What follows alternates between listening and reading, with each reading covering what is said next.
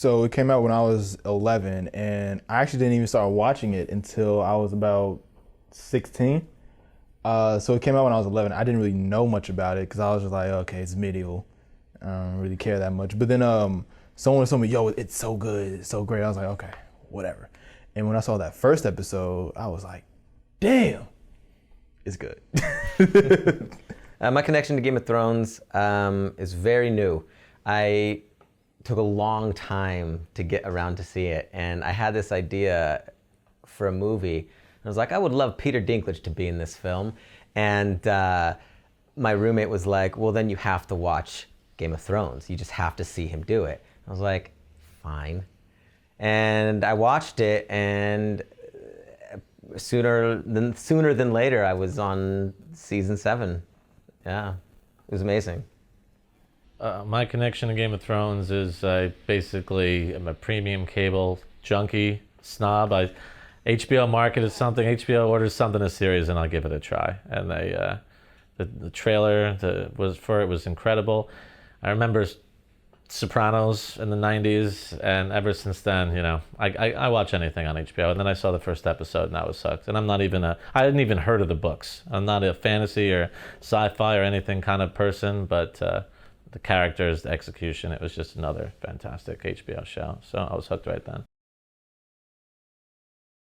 Very much so. Yep. Yeah. Is it that clear? It doesn't matter because it's so fun to watch, but no, at this point you don't even realize that it's a whole world, it's a planet, there's continents and languages and religions that are all made up. You don't even realize. Because everything at the beginning, the White Walkers, you don't even know what that is.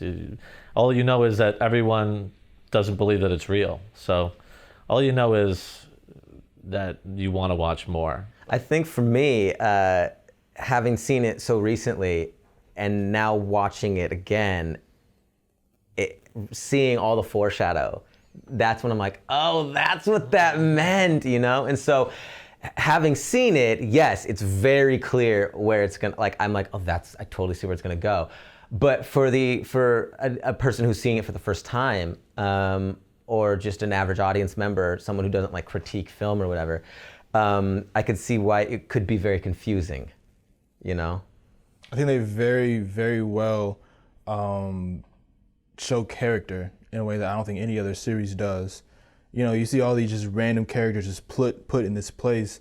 They actually make you care for each and every single one of them to the point where you want to see where each person's arc takes them. And I think that what makes it so genius is the fact that they're able to take these characters, their flaws, their strengths, and kind of weave them together in and out to create tension. And I noticed that as you continue to watch the show, it gets better and better. Tension rises, characters change, and they do that to the point where, by the seventh season, there's it's drastically different. Watching back, like you said, so much foreshadowing. I'm just like, wow, there's so much work put into it. I appreciate all of that. You know that they're going south, and you know that it's going to have to do with the kingdom and the throne, but you have no idea what's coming. No idea. Right. No, yeah, you don't. No, but they plant a lot of really nice Easter eggs, I think. Yeah. Dragon eggs. Dragon eggs. There we go.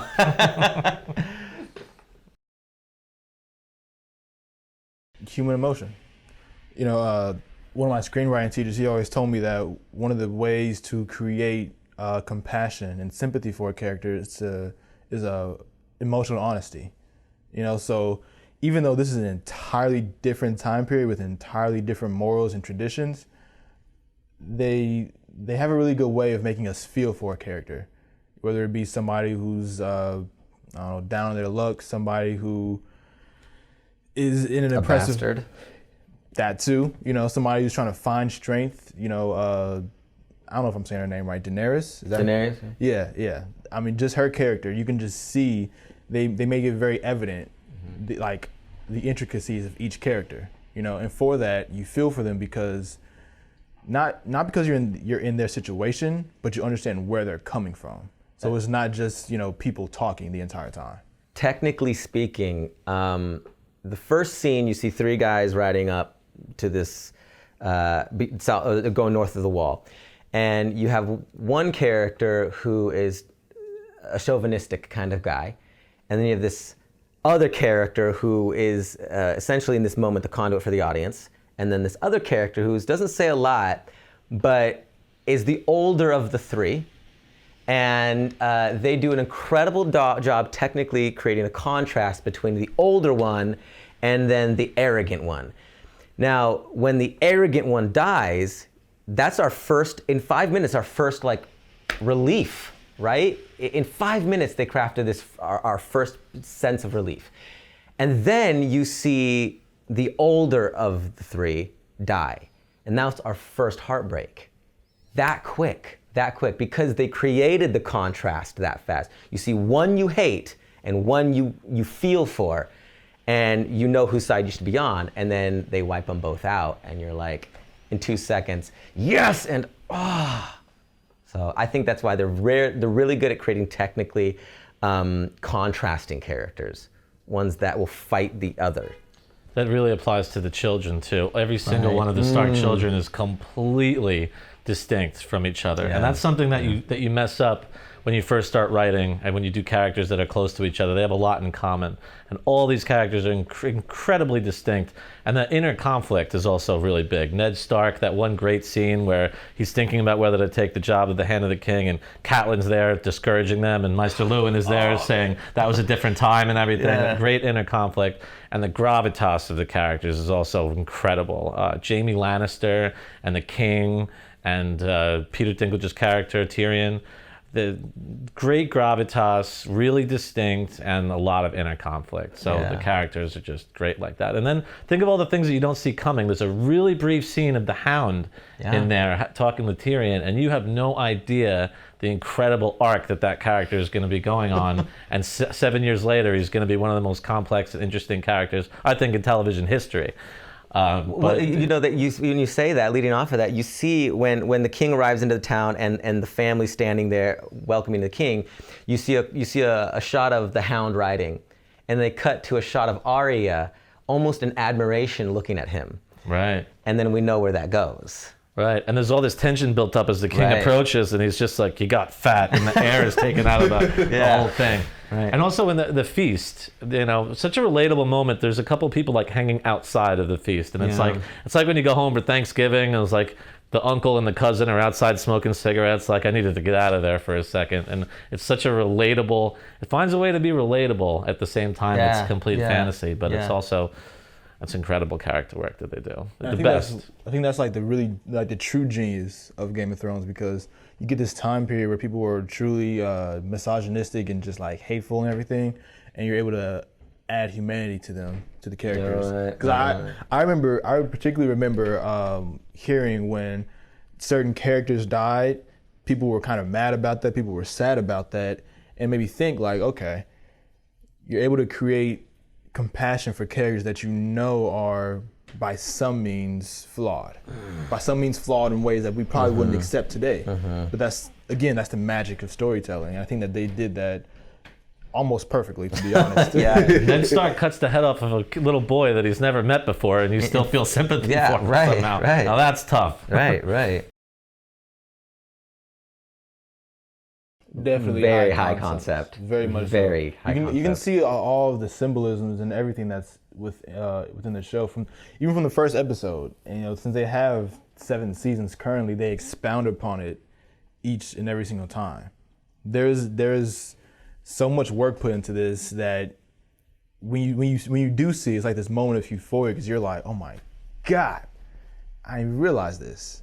You know. So again, I love the fact that they do all that.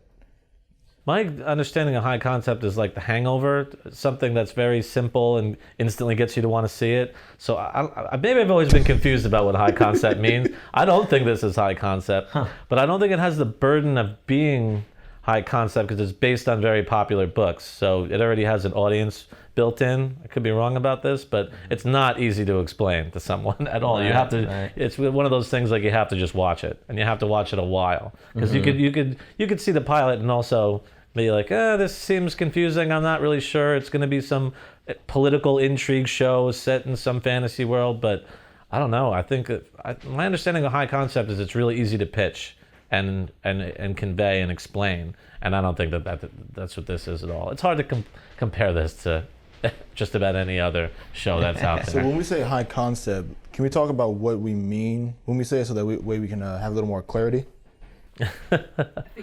I have understood high concept to mean something you could pitch in an elevator, in a short elevator ride where the other person instantly knows what you're talking Okay. about. All right, I see. You know what I mean? Yeah, I'm thinking high concept was like there's dragons and death and killing and pillaging and magic and all this stuff, and so and it's a very expensive show to make. So high budget concept. High budget concept, right?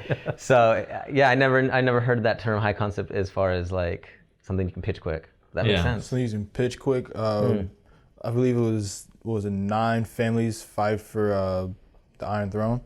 I believe that's kind of the gist of it. Yeah, but even so, if you told me, yeah, it's a show about 9 families fighting for an Iron Throne, that wouldn't hook me. Iron That Throne? wouldn't What's hook that? me, What's an right? Iron Throne? You know? I mean, fighting in the medieval times sounds pretty dope to me.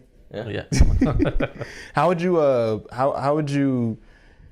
are you saying that high concept is based mostly on how quickly you can pitch it? Because a good portion of films, I'm sure, I mean, pitching is subjective, so I'm sure the way I pitch something would be different than the way somebody else pitches something, but I don't think that would take away its conceptual value, would it?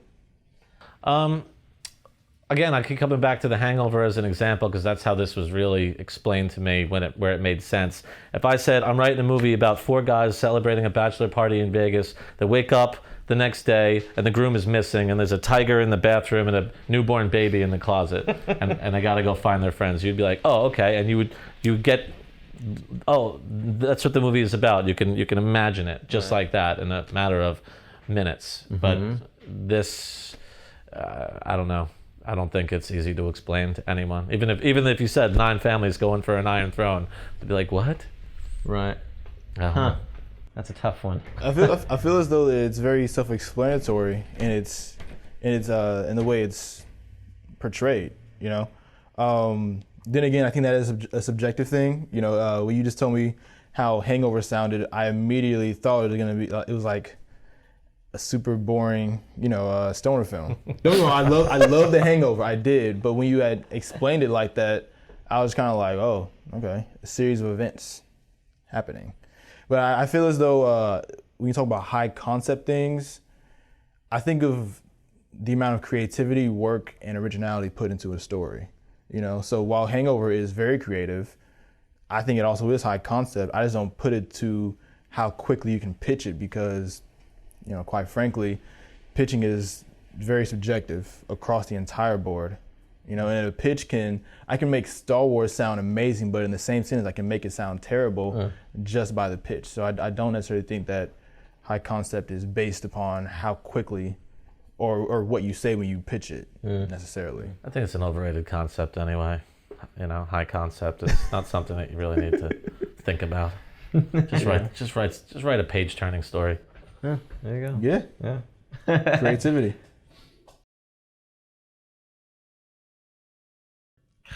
Okay, I'm gonna lead off with this one. Oh, Okay. you, bro.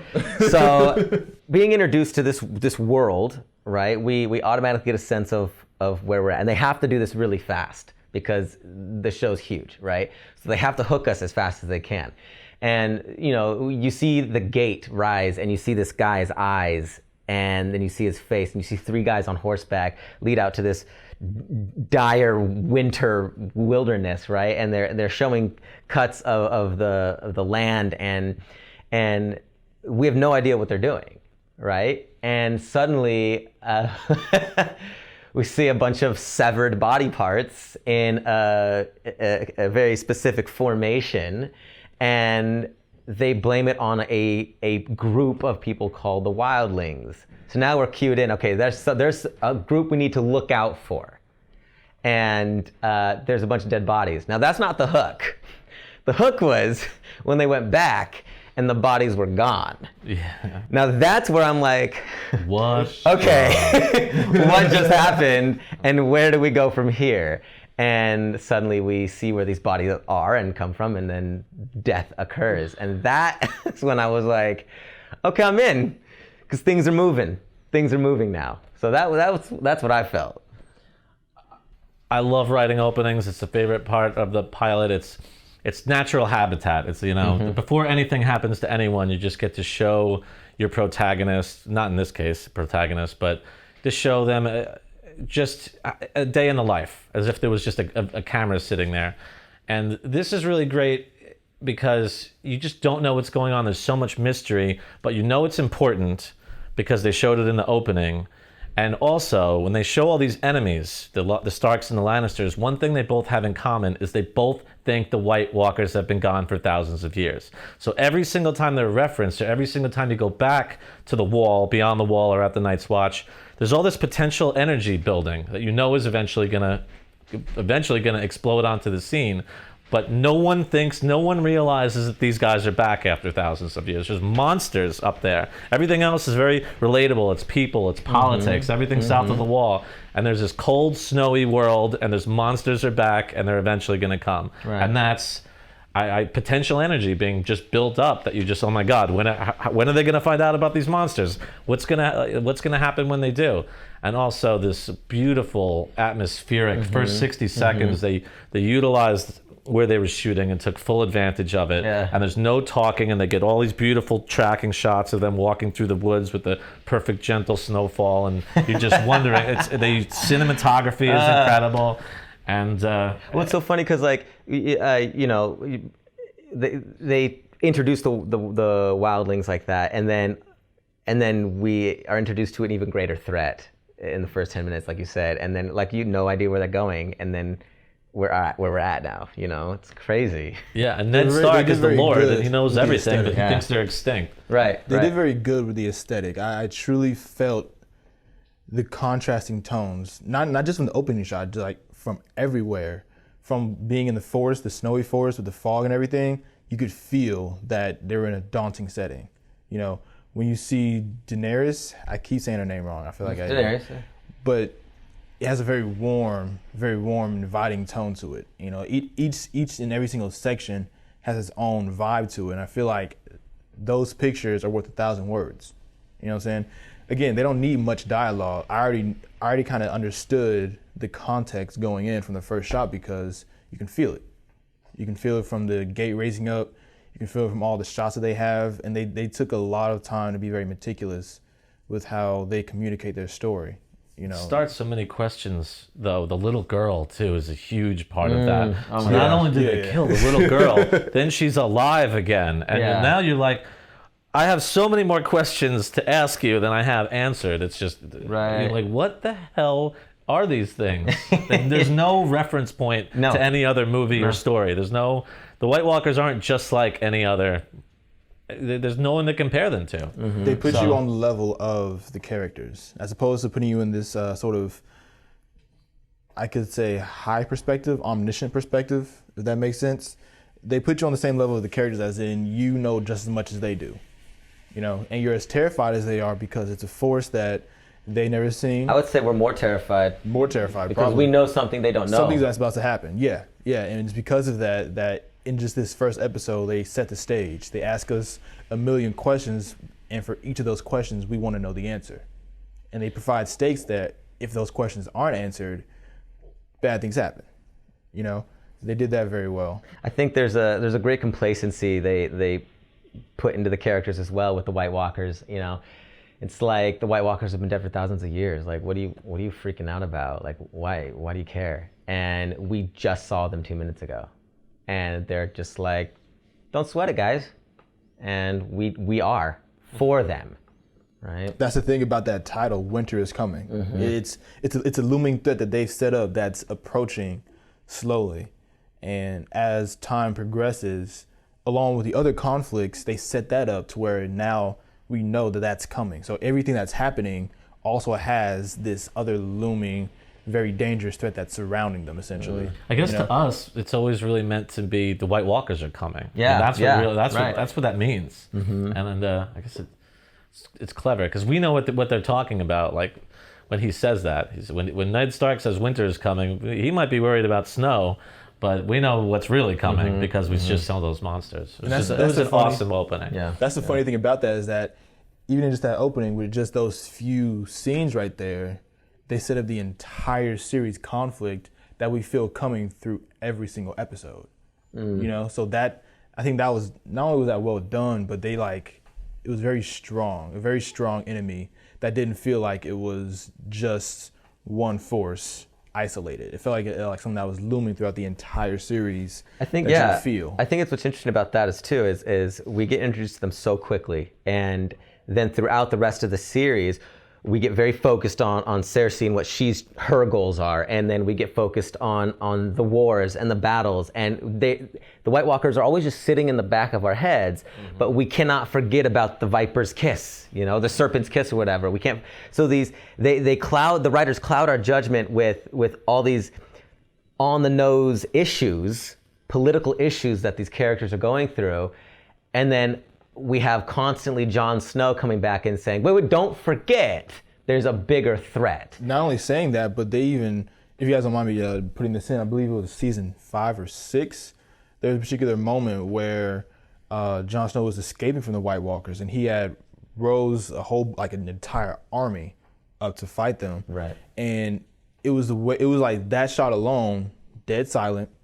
They were out in the snow, and just seeing the walkers come up and Jon Snow just barely escaping through a little canoe was just like, whoa. So this threat's getting closer and closer. Not only that, but they look to be more powerful than ever. Another thing, by putting it in the cold open, by putting it in the beginning like that, right before that incredible opening title sequence, you can ignore the White Walkers for 4 episodes right now if you want. Yeah, and if the moment you go back to them, the audience will know, all right, this is important. Because you put him in the very beginning. You had to put him in the beginning. Right. And then they would end the seasons with the White Walker threat approaching for the first couple, and then as the dragons, spoiler alert, hatch and get bigger, then they start ending the season showing the dragons. But Right. It's great putting it in the opening scene like that. It's just a little seed. It's just let's wet your whistle with this, and then it's creating story arcs. You know, like they made multiple story arcs, and they just made the White Walkers one that just transcends the entire series and becomes a growing threat throughout the entire time. It's so under the radar. It's so under the radar. It's under the radar, but it's like a rising tension almost. You know, so that way that when it's truly when things get down to it, it's much more impactful. The reaction is much more visceral that way. It is for me, at least, when I was watching it, because they really made you feel as though the White Walkers are a threat that could destroy everything. And I think that's what I'm saying. When you introduced the wildlings have never done something like this, we're automatically, okay, so the wildlings are bad guys. And then a greater, like they put a threat in our face, and then seconds later, a greater threat on top of that. You know what I mean? Yeah. I'm not gonna lie to you guys. It took me, I loved the very first episode, but it took me a while because, at least to me, I like when action ramps up from the very beginning. You know, get me started. Let's see what's going down. You know, so it took me a couple episodes to get in, but when you're in there, you're in there. Yeah, it took me some time. It's just like a bag of tea. You just got to let it steep. And I was not into this flavor for a while, and I just had to. I don't know why. Because the dialogue's fine. The cinematography's great. I don't need a ton of action, but for some reason, it just took me time to get there. And by episode 4 or 5 of season 1 was when I was like, I think I was really invested in the characters' journeys. I think at that point, I think I was, because I got to know them. I got to know the characters, and it's a big story with big history and big mythology, and they have to take the time to explain it to a lay audience, and maybe that's why. But once I finally understood the characters, what they were going for, I was like, okay, I'm on board with you. You know, in a 2-hour film, for example, you have to do that in the first 10 pages. You know, you got to get the audience on board with this protagonist, and you have a little more time with the series to do that. And I think maybe that's just why for me. Yeah, I don't remember exactly how many episodes before I really was like, okay, this is going to be something really special. But I think by the time they got down to King's Landing and sort of illuminated the rest of the board, and you got to see Varys and Littlefinger and this whole nother location, and everything started to go sort of south, and you realized that Literally. Jamie and Ed Art were going to become really, significant rivals, and they eventually have a little confrontation, and then it kind of hits the fan after a couple of episodes. You're like, whoa, something really, It picks really up pretty bad is going quick. to happen. It picks up pretty quick. I'm not gonna lie to you. When I first saw this, my expectation was a little different than it actually was. I expected something. I'm not gonna lie to you. I was a big anime watcher, so I expected people to get slashed in half or something like that. They do. They do. And here's the thing: when that happened, I was just crazy for it. But I expected some crazy supernatural stuff to happen, and it didn't. But with what they have, I think that they really, really pushed the bar up in terms of TV show cinematography, set design, all those elements. I think were done in a way that was just cinematic each and every single episode. There was a big later on in the first season. There's a fight for Tyrion's life. Yeah. In the Eyrie. Right. Door. And that's one of the scenes in the show that's like, whoa. Oh yeah. Okay. Yeah. Shit can get real in 2 seconds. I distinctly remember a moment when I realized I was really in for a treat. It's I think it maybe episode 3 or something, but Jamie is talking to his dad for the first time, and you see his dad butchering a stag. And the whole time he's talking about taking over the kingdom, and he's filleting this stag, and I was like, well, if that's not foreshadow, I don't know what is. Exactly. And at that moment, I was like, okay, I think I'm good.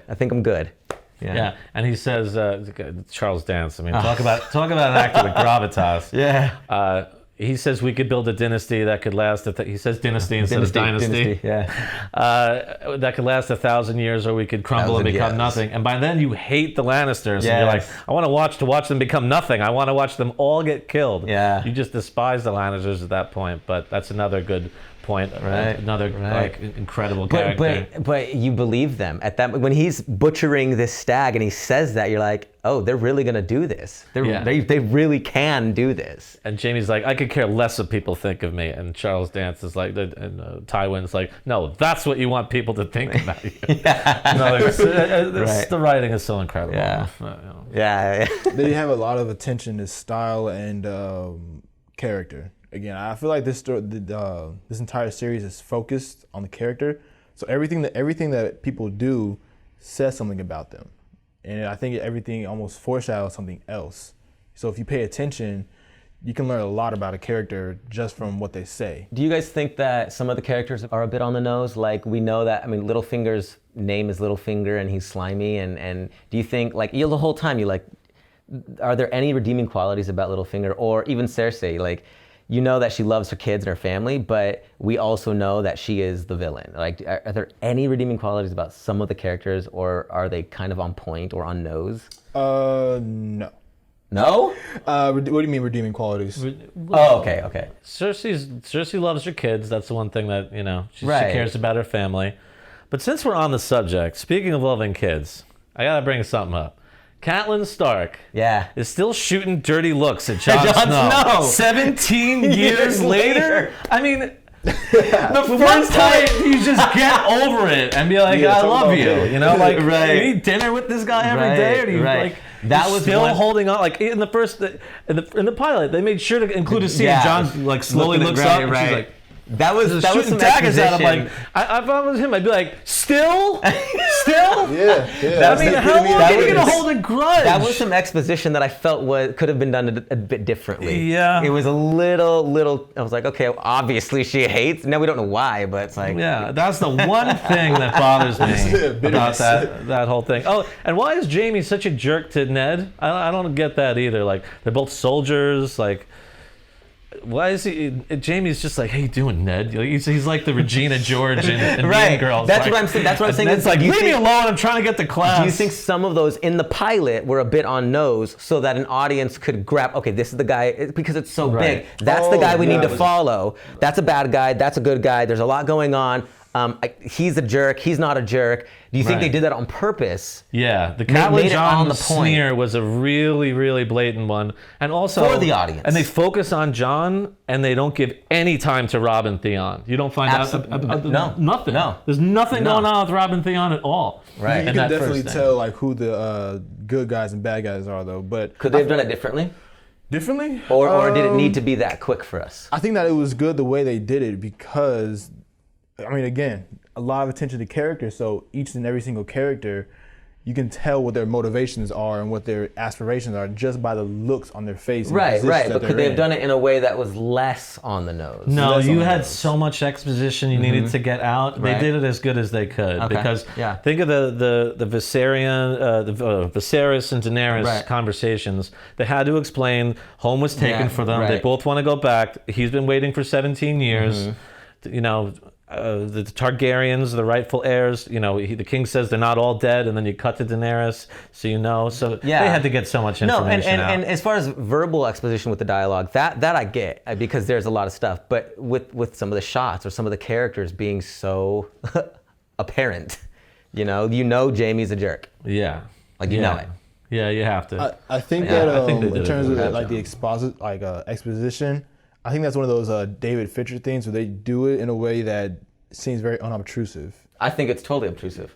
Really, It is. I It is. yeah, You have to I find a think way to so. hide it. You think it pulls you out of the story? Yeah, once you notice it, you notice it. Go Yeah. see Aquaman, okay? And because there's no setup to it, they have to be like, back in the day, and these are the 7 things, and this is the rule, and this is the plan, and this is what we have to do. And it's a conversation that two people that know each other would never have. Right, Like right. you would already know this. You would have already Yeah. had this conversation long ago. It's and Blake Snyder called it the Pope in the pool.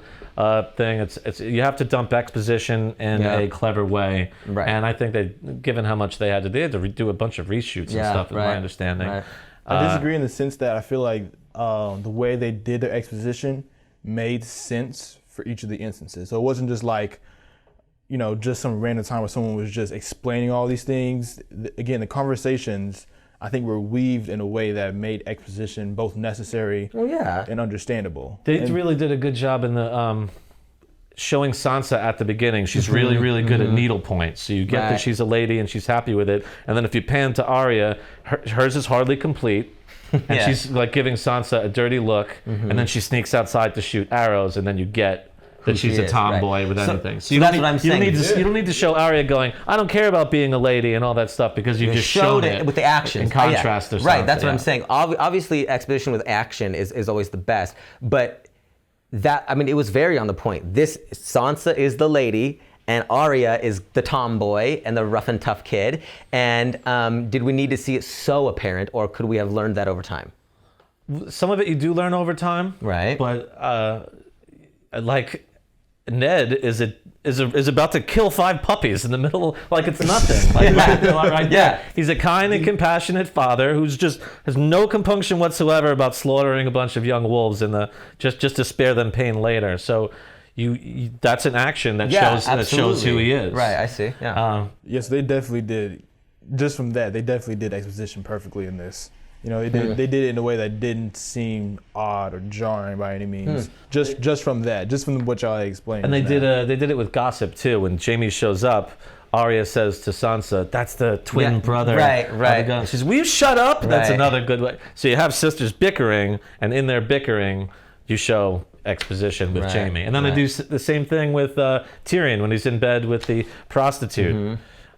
She's like, I heard that the son of the king is a little lecher with all sorts of proclivities, and he's like, I'm also clever, and that's another way of showing it. But they had so much exposition, to get out, and they did a really good job hiding it. Right, and that's, I guess, why over 7 seasons, obviously you get to know these characters, and in a pilot you don't know if it's going to get picked up, so you have to do it in the best way possible in a pilot so that it does get picked up, but. When Robert's in the crypt looking at Lyanna, he looks at her with all this pain in his eyes, and he says, I kill him every night in my dreams. Yeah. So you don't have to have somebody saying, Robert killed Rhaegar in the field because of this. All you know is that little piece of information, I kill him every night in my dreams. You know, somebody that hurt her, he murdered, and that's another good way of getting exposition out while you're also doing something else, which is, you know, mourning over somebody that you love.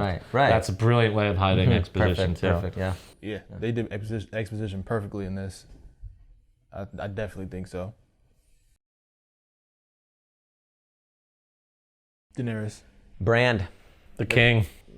Yeah, the characters I love right away is Brand, and the reason being is, out of all the Stark kids, he's I believe the first one we see shooting the arrow, and we know that he is the three-eyed raven, and we know that he sees all, right? And in the first episode, we're seeing through his eyes. You know, bring Brand with us to the beheading. Don't look away. You know, he's the conduit for us in this first episode, and we are watching this beheading through 10-year-old Brand's eyes. Not only that, but at the end of the episode, we see this incestuous act through Brand's eyes, right? So everyone, like, when I first saw this, I was like, oh, Jon Snow's the protagonist? I thought Brand was the protagonist. But I realized to just set up his character. He's the one who sees everything. That's his character. So I love Brand right away. I love Daenerys because they show, even in the few scenes that she had, they showed her strength through adversity. You know, even though in the scenes they kind of show her as being a very subdued and just oppressed individual. And again, maybe I'm a little biased because I've seen her grow throughout the seasons, but I think that they showed that she's a person who knows how to show strength through suffering, you know? And I always treasure that in characters who are strong-willed and become better, even though shit's pretty terrible for them. You know what I'm saying? I think Ned, probably, and the King. The King's a lot of fun. Now that you look back at the pilot, Jon Snow had the classic, all the symbols of the classic protagonist, underdog, but you thought instinctively that it was Ned that was going to be the main character for all 8 seasons, and he's got the tough inner conflict, man of principle, definitely an accomplished soldier at the same time, and a great fighter. But and the King is just fun. You know, he gets off the horse, wants to go to the crypt, and his wife is like, well, they can wait, and he just completely ignores her, and, you know, I'm going to drink my way to an early grave, just admits it, but you know that he won the throne by force, so he's a badass at the same time. Great casting. And all the performances are grand. Yeah, the actors that they got in this. Lena Headey is incredible as Cersei, and you just hate her. And you know, Nicholas Coster-Waldau is Jaime, and you know, Peter Dinklage is great. As for the way the acting was done, the performances, I keep talking about Daenerys just because she's my favorite character in this, but I'm just saying, in the little scenes that she had, there were moments where they would just show her face, and you could just see, you know, her own inner conflict. You could just see the subtext that she's giving you just through her eyes. And I think that in terms of performance, that's probably the best I've seen in a while. And she does that in each episode that she's in. So that just shows the amount, like the amount of skill that was put into this, you know? She lowers herself into the really hot bath. They have the steam coming off of it at the beginning. I missed that the first time I saw it. No, you don't want to wait it's too to hot. it. Yeah. That was one thing I remembered mostly because I was like, why is she doing that? Oh. She can. Yeah. I thought that was just a figure of speech. You don't want to wake the dragon. You don't want to make me mad. I was like, maybe I should start using that line, but I didn't know they meant it literally. Well, it's great at this season too. Just a little touch on that. You know, she can get in the scalding hot water and not be affected by it. And you think it's because she's so scared that she just wants to numb herself to the pain that she's about to feel. That's not what it is. She's not feeling the heat, right? She's the blood of the dragon, right? And and then you see the brother get the molten gold crown, and it burns his flesh. Spoiler alert. And he can't take the heat. And literally, that was one of the best scenes ever.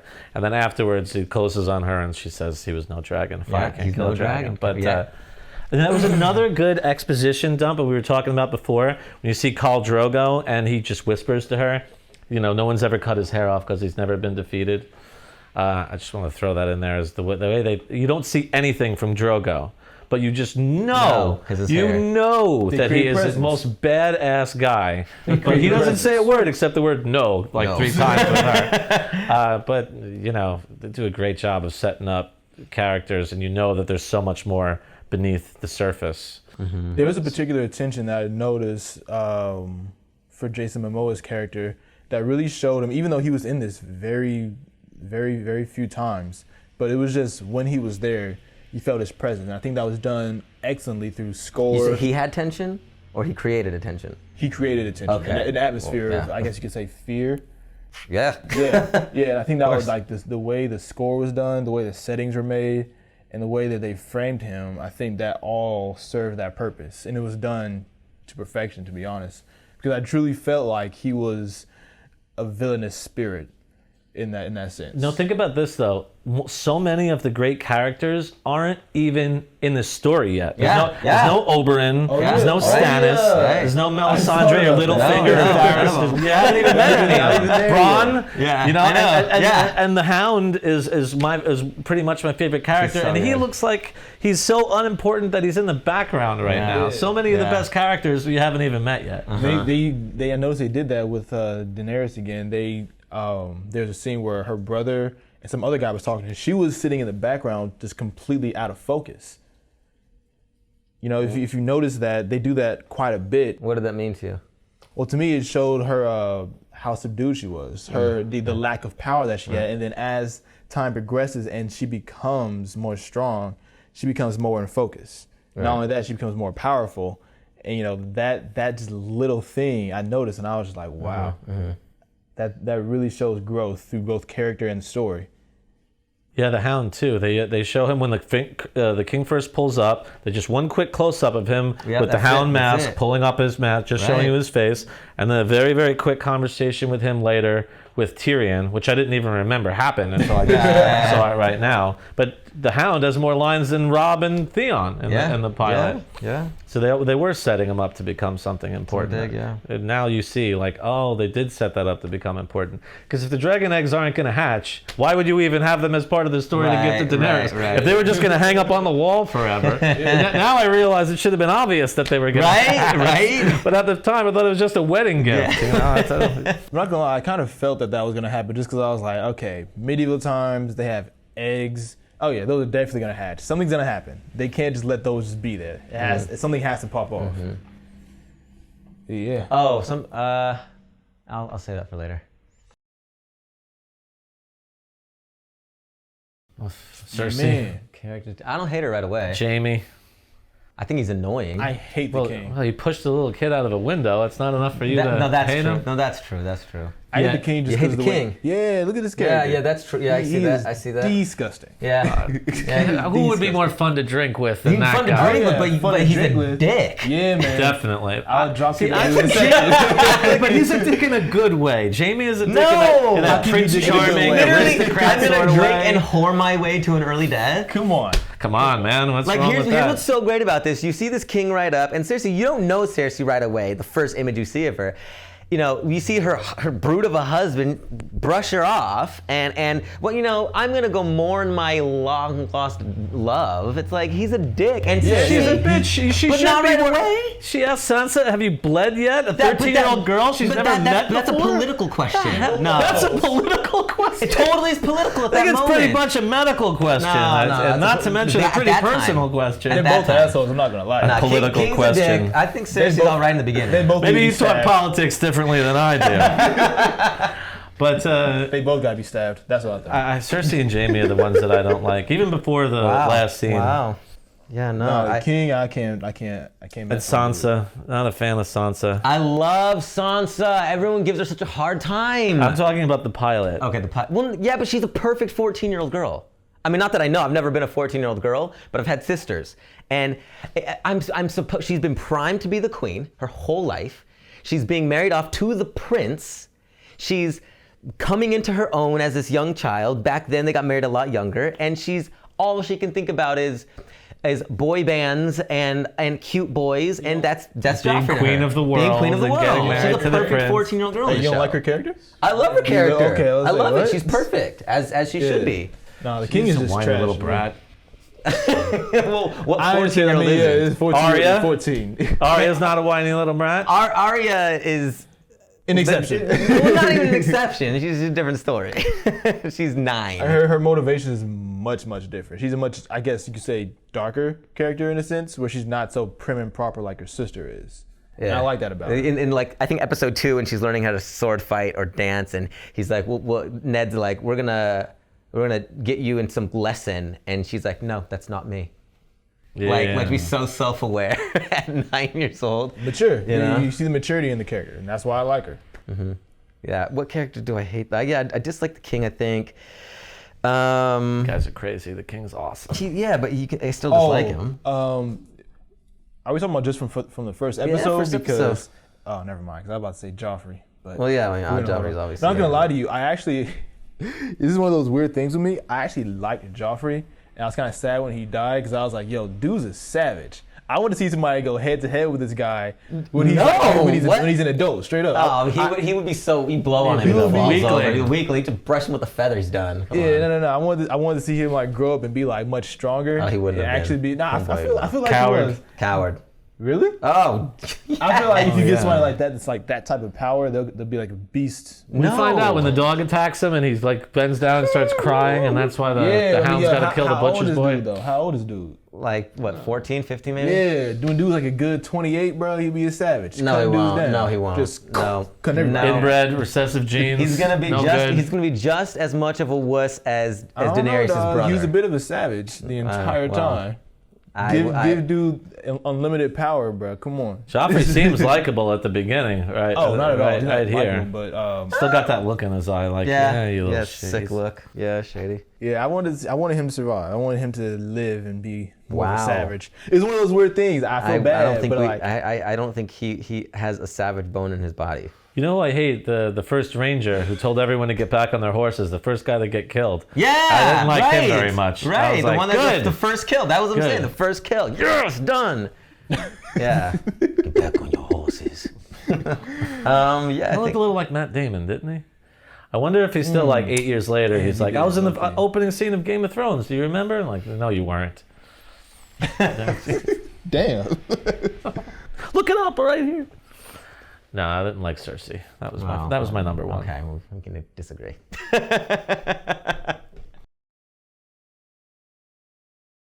In the first episode, Bran, not Brand.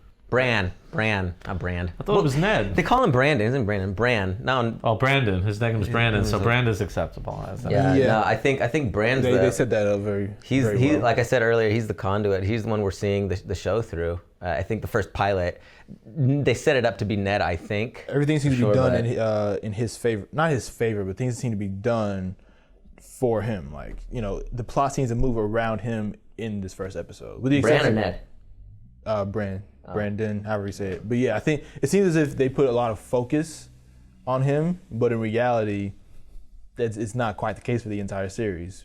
Which I think is one of the good things they do. They kind of lead you into thinking certain things, and they subvert those beliefs Right. really, really quickly. Right. That way, you're never like complacent Yeah. with any particular moment of the story.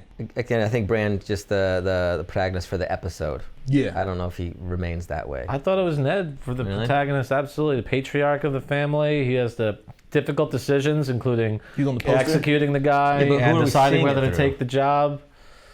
I thought it was him. Little did we know. Right. Then, actually, now that I rewatch it, though, they really did set Jon Snow up to be the protagonist. But I'm not gonna lie to you. He looked kind of like a bitch to me. Like Jon Snow? in the first episode, yeah, dog. Yeah. It's just that look. I look at my mom waist. Yeah. Like the look of him just looked like, yo, he's gonna get. I thought he was gonna get cut down the first few episodes. I Like, knew he yo, would, this dude's yeah. gonna get stabbed. he was like He's the gonna get stabbed. dog with the tail between his legs. This whole Yeah. episode. Yeah. Oh yeah, Yeah. he becomes something much better. I don't know. I think Bran, because even Ned, he's like, please, Father, can we keep the dogs, the direwolves? And Ned's like, he says the things, you have to wash it, train it, and if it dies, you bury it gotta bury yourself. it, Right? yeah. Like the whole episode is teaching Bran to grow up. That's why I thought it was gonna be like him growing He's up. not going to be a boy Entire forever. series. And then he's the first Stark child we see. He's the last character we see. You know, That's true. and he's definitely the most active. We see Not for long. we see that's we see the king coming into town from his eyes. He's the one who tells everyone, "Hey, they're here." You know, so we're the one we're following Bran this whole episode. But that real big scene where Ned is standing there with Kat and Maester Lewin behind him, and Yes. he's deciding Oh, whether to yeah, take the that- job. frick, That yeah. was the big fork in the road, and that I thought true. I thought that I was watching Ned as the protagonist there, Mm-hmm. because he's going to be the one to decide to go down south and be with the king. But you're right, Bran was huge part of this episode, Yeah. more so than any other episode Yeah. until forever, actually. Forever, yeah. Should Ned have taken the job as Hand of the King? There wouldn't have been a show. Well, he's proven that he's a man of duty Yeah. by executing the deserter of the Night's Watch. So Yes, yes. even if he didn't want it, he would have He to had to take do it. it. He had Yeah. to take it. Yeah, there was no way he could not take the job, because he's all about honor, and he did it. Yeah, yeah. Now the question is whether he should have. Heck yeah, Yeah, power. dog, come on. Definitely. doesn't Second care most about- powerful person in the Yeah, but he world. doesn't care about all Sign that. me up. Y'all can live good for the rest of your lives. Come on. Now. He's living all right. He's doing well. You can live Warming better. King's Landing. It's freezing in Winterfell. I'd be on there in a second. Let's go. Kids, pack up your crap. We're gonna go live in the palace. No, it's just Sansa Yep. and him. Just Sansa and him leave. That's it. Just Yeah. Sansa. You know? Dang it. I don't know. He could have easily been like, I'm retired. We won the war. I'm Yeah. gonna hang with my wife until I'm dead here. But he raising my had kids. to. You're right. He But had to. they set him up as being a man of honor. That he Had to do He it. wouldn't That's have his done, character. even if he didn't want to, and his wife didn't want him to. He would have. I don't think he did want to.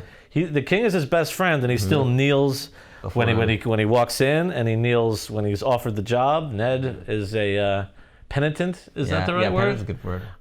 Man, and he's Yeah. taking that job. Really, you're watching the king and you're watching Ned, and it's like, why is Ned not the king, and why is this king why is Robert the king? I did always ask that question. Well, I mean, Ned never wanted it. Just like John. John never doesn't want it. Ned never wanted it. Well, Robert also killed the current king. Yeah, that's true. And then Cersei mentions later to him in the show, you could have just climbed up the steps and taken the throne yourself. But Ned's not a power-hungry guy. No, he's not. He's not. I don't think he wanted to. He had to, but morally, I wish he didn't.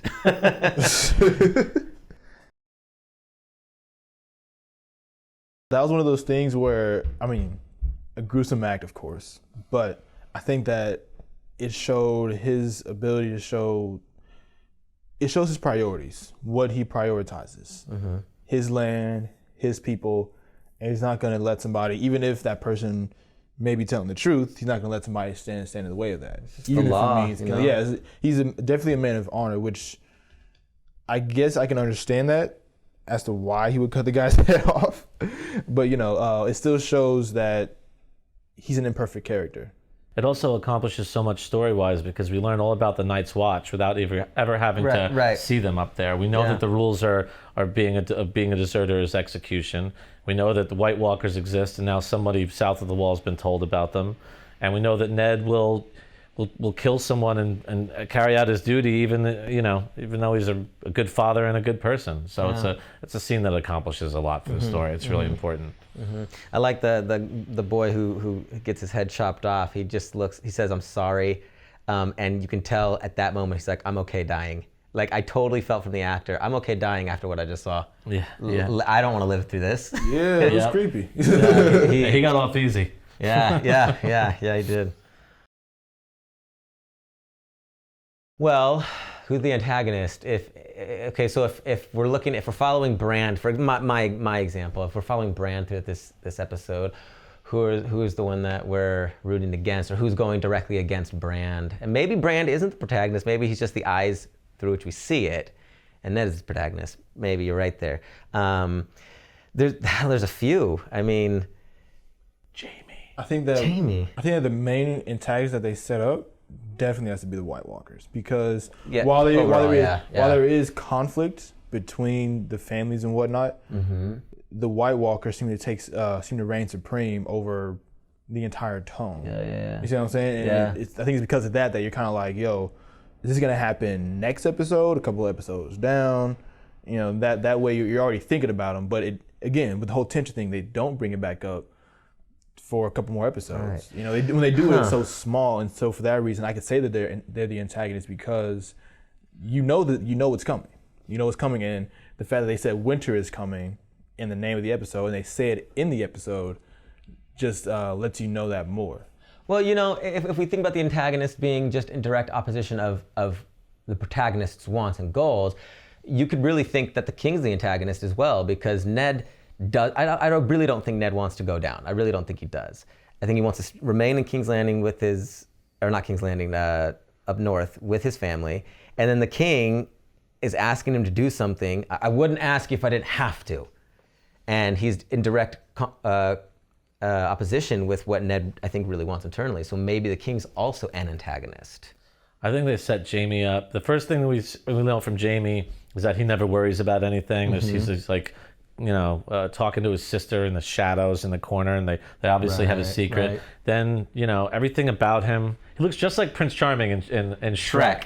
Yeah, who's definitely, and they share a lot of qualities too, but he's right in Ned's face all the time, you know, for no reason. Yeah. And I think that they set him up. And then obviously with the last shot, you know, throwing the little boy off of the castle, That I was think they crazy. set Jamie up to be the antagonist. One thing that I noticed that they did, and this is particularly why I go towards the White Walkers as opposed to anything else, is because there's a clear dichotomy between the White Walkers and every other human. Of course, all the people have their own conflicts, but you see sprinkles of bad people and good people in each faction, essentially. Right. Whereas the White Walkers are holistically a negative force. Just their appearance has its own style to it. And so for that, I can just tell just from a visual standpoint that this is clearly not somebody who's working to the character's favor by any means. Right. If you think about the episode itself, and obviously overall, you can say, yeah, Jamie's the clear antagonist or being set up overall. But if you think just the episode, you look at Arya and Sansa, and Arya is the antagonist to Sansa, and Sansa is the antagonist to Arya. I mean, she freaking throws food at her face, right? And they are totally opposite, right? And they bicker, and so even Jon Snow and Catelyn, you know, each other's antagonists, you know, and so. If we're looking at episodes, there's a lot of individual antagonists to each protagonist, but overall, right now, you may be right about Jamie being set up that way. Yeah. And think about how that changes. Yeah. You know, that's the true genius Right. of the show. There are a lot of things to love about the show, but the long-term character arcs or something. So I've never amazing. felt the way that I feel about Jamie feel after watching this episode, and the way you feel about him now. And then later, I mean, it's like I hate you and I love you and I hate myself that I love you. yeah, that blew me away. His I think evolution. that's one of the interesting things about it, is because, in all honesty, there's no reason to like any of these characters. They all do despicable things at some point, but you still do, you know? And I think, again, that's the magic of storytelling, because especially nowadays with all this that we got, we can still feel compassion for people that do things that are completely horrific. You know, that's I love the way that they're able to do that, have that effect on people across the entire world, that we all like somebody or a couple people who are also terrible at the same time. You see what I'm saying? Yeah, everyone's the protagonist in their own story, and you know. One character that never does anything despicable is Hodor. Hodor! But we never meet him in this episode. We see him one time. Is it? He was in it? He's in the line. He's in the line when the king meets Hodor. Yeah, he doesn't do anything Talk bad. about another heartbreaking one. What a lovely guy. What a lovely guy. Hodor. Yeah. We miss you.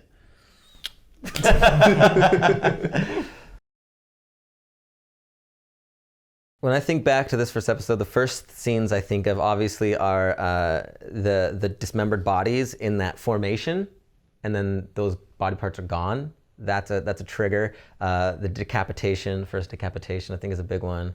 The first rape with Daenerys, that's a really strong moment. It's tough to get through. Yeah. What's interesting about that cinematically is the sun's going down in her world and in her life. It's the first time it's taken from her, and the sun is literally going down behind her. And I thought that was just a pretty creative touch. The scene of, to be honest, any scene with Daenerys, but particularly the one where she's like going inside the boiling water pool. Oh yeah. I feel like that one just had so much to say about it. About her. Just about just her character in general, just from that little scene. Yeah. You know? And again, her performance was amazing for that, but it certainly showed what I said again. I love her strength through adversity type of thing. The Dothraki wedding. Yeah. People getting killed. Yeah. Ned deciding whether or not to take the job. And the ending. I mean, that's a great ending. The Dothraki wedding was so because funny it sets up the two gigantic pieces of information are given to you right at the end. There's an incestuous relationship, the queen and her twin brother, and they've pushed the youngest son of their house guests Not out the of youngest, the window. second youngest. Oh, thank you. Second youngest out of the house guest, out of the window, potentially killing him. So that's a big one. Yeah. And I remember going back and pausing on the White Walkers because you thought that they were people at the beginning. Right. The real distinction is the ice blue eyes. But if not, you just thought that these were people living in the woods, and the eyes are the only thing that cue you that they're like alien or something else. Because when he mentions them as White Walkers, you don't know that they're not just people. You know, Right. so but if it wasn't for the eyes, you might not even know that at all. Isn't their skin like very much so pale? frostbitten. I thought that they like made a point to show that their skin. It gets to that point over time. Yeah. It gets to that point. They show. I don't know if it was shown later. like that in the first episode. Was No, it? not too bad. No, they don't show them as much detail. They're in a lot of shadows and stuff. Yeah. You don't see them like as clearly as you see the Night King in later right. later seasons. But Right. yeah, that's it. Those are the three. I feel as though the editing in this one was so seamless to the point where nothing seemed to hang on for too long. If anything, because of the beauty of this world, I feel like they should have held on a little longer, just because every scene was just set up so beautifully. All the snow scenes, even the terrifying ones, the forests, the misty sort of plain that they were on in the hills. You know, I feel like I actually kind of want to see a little more. But the editing done in this was very, very seamless to me, and I don't think that they had any moments where they were holding on for too long. I don't know if that's what you guys saw, but I definitely felt as though there's a flow that carried me throughout the entire thing. What do you think? I don't think nothing stands out as them really having too long of a scene. It was pretty long when the king came in with everybody and the greeting, and then the banquet scene with them all having dinner and the scene outside was. But I don't know if I'd criticize it as being too long. I don't know if I would really. Again, Catelyn shooting daggers at Jon Snow at the end of that scene was just a little bit like, what the hell is going on there?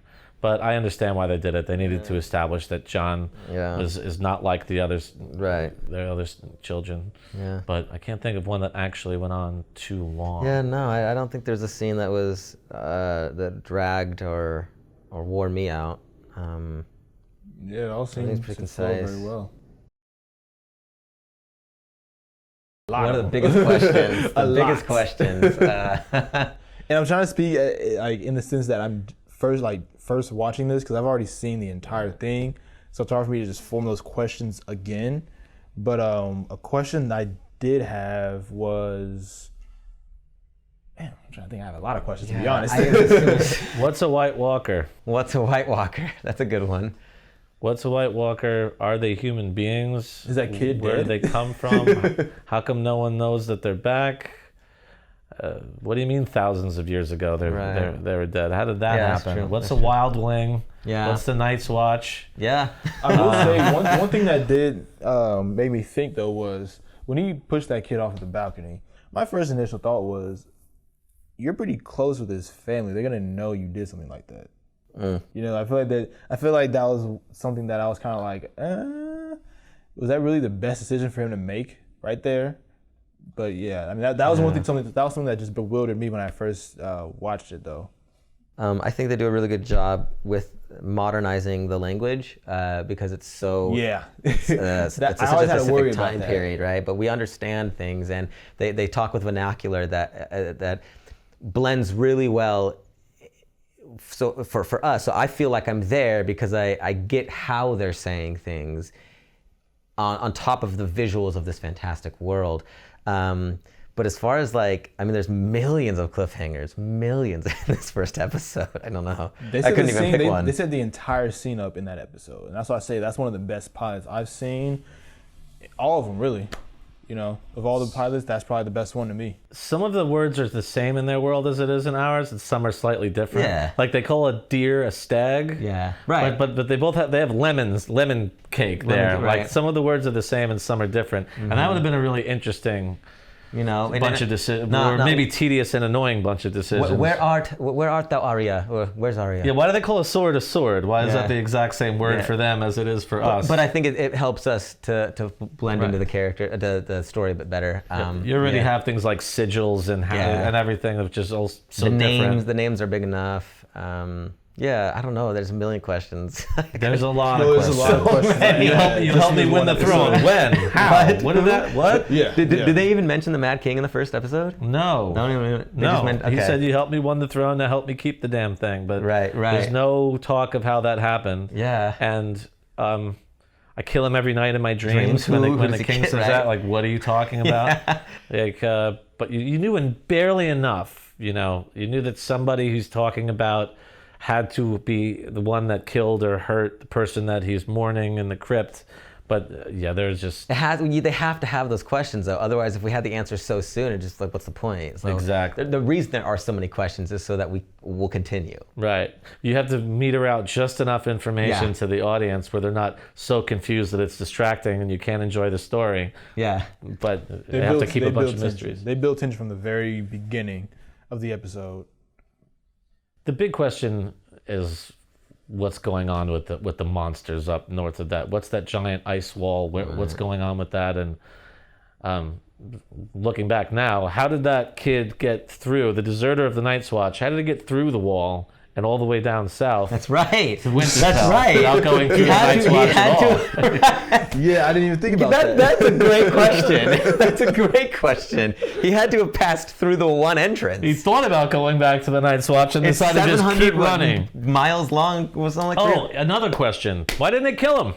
He saw the White Walkers. They can obviously outrun him, everybody. And the kid fell to his knees staring at them, and I thought he was dead. I thought the fade out. I thought the fade to black was his death. Yeah. You're right. And then later on, seasons later, Sam is out there and sees the White Walkers passing him, the army, like in the end of season, I think 2 or maybe 3, and there's a close-up of a White Walker's face, and Sam is right there with the army of the dead, and I was like, they must have killed Sam. Nope. They just leave it. It's like they always leave one behind to tell the tale or something like that. I don't know. Why didn't they kill the kid, and what the heck are those monsters? Yeah, he was hauling ass, probably. Shit. Yeah. And why is Catelyn Stark still mad at Jon Snow 17 years later? That bugs you. Get over it. Yeah, that's good. Yeah, that's good. Made me feel better about what happens to him. Pacing. I think the pacing was actually done very, very well. It seemed because it seemed a little slow at first, but I feel like amazing cinematography done. Each and every single shot is done with a purpose. I question that. Why is that? I think there was one, and this is the element that I didn't know if it was just for continuity or not. Like they needed this for continuity, but it's in the very beginning when the guy walks right up to the camera, he sinks down below it, and then we cut to him crawling up the mountain, and then we cut to the reverse, and we see him climbing over the little snow hill, and then we see what he sees, right? I don't know if we needed to see him crawling up the mountain. Like I'm being super nitpicky. Ooh, okay. But so, like that's what I'm saying. Every frame, you know, I was like, I don't know if we needed that. I mean, we definitely needed that because you're building up tension to this threat, this imminent threat that's throughout the entire thing. So I think that it's best especially with something like, technically there's zombies, right? Technically. They're White Walkers. In a technical sense. So I think that if you're going to establish a sort of unique force, I see. Okay, that works for me. It's okay to be a little impressionistic with that works for me. your cinematography. There are so many dangerous things north of the wall, wherever they are, that he just had to sneak because anything that he finds could kill you. He went sneaking because he saw the smoke rising, right? There was like a campfire or something. Because I wasn't really clear what he saw that made him even get off his horse. There was a shot of whatever he was looking at, but I didn't see anything. And then later when he was crawling, I saw like smoke from like a campfire or something. Right. Okay. No, I think it was paced pretty well. By the time you got too much time in Winterfell, it cut down to King's Landing really quick, and then it cut over to Pentos. Yeah. So I think that they did a good job with the pacing. So the Again, what an undertaking of information you have to get out there to the audience. I mean, you know, thinking back, there is a scene that I think maybe did hold a bit long for me now. Thinking back, the scene when we are introduced to Khal Drogo the first time. And is the ceremony done? That scene where he's on the horse and trust me, if you didn't want her, you'd know, or whatever. That scene was kind of long. They're just standing there a lot of the time.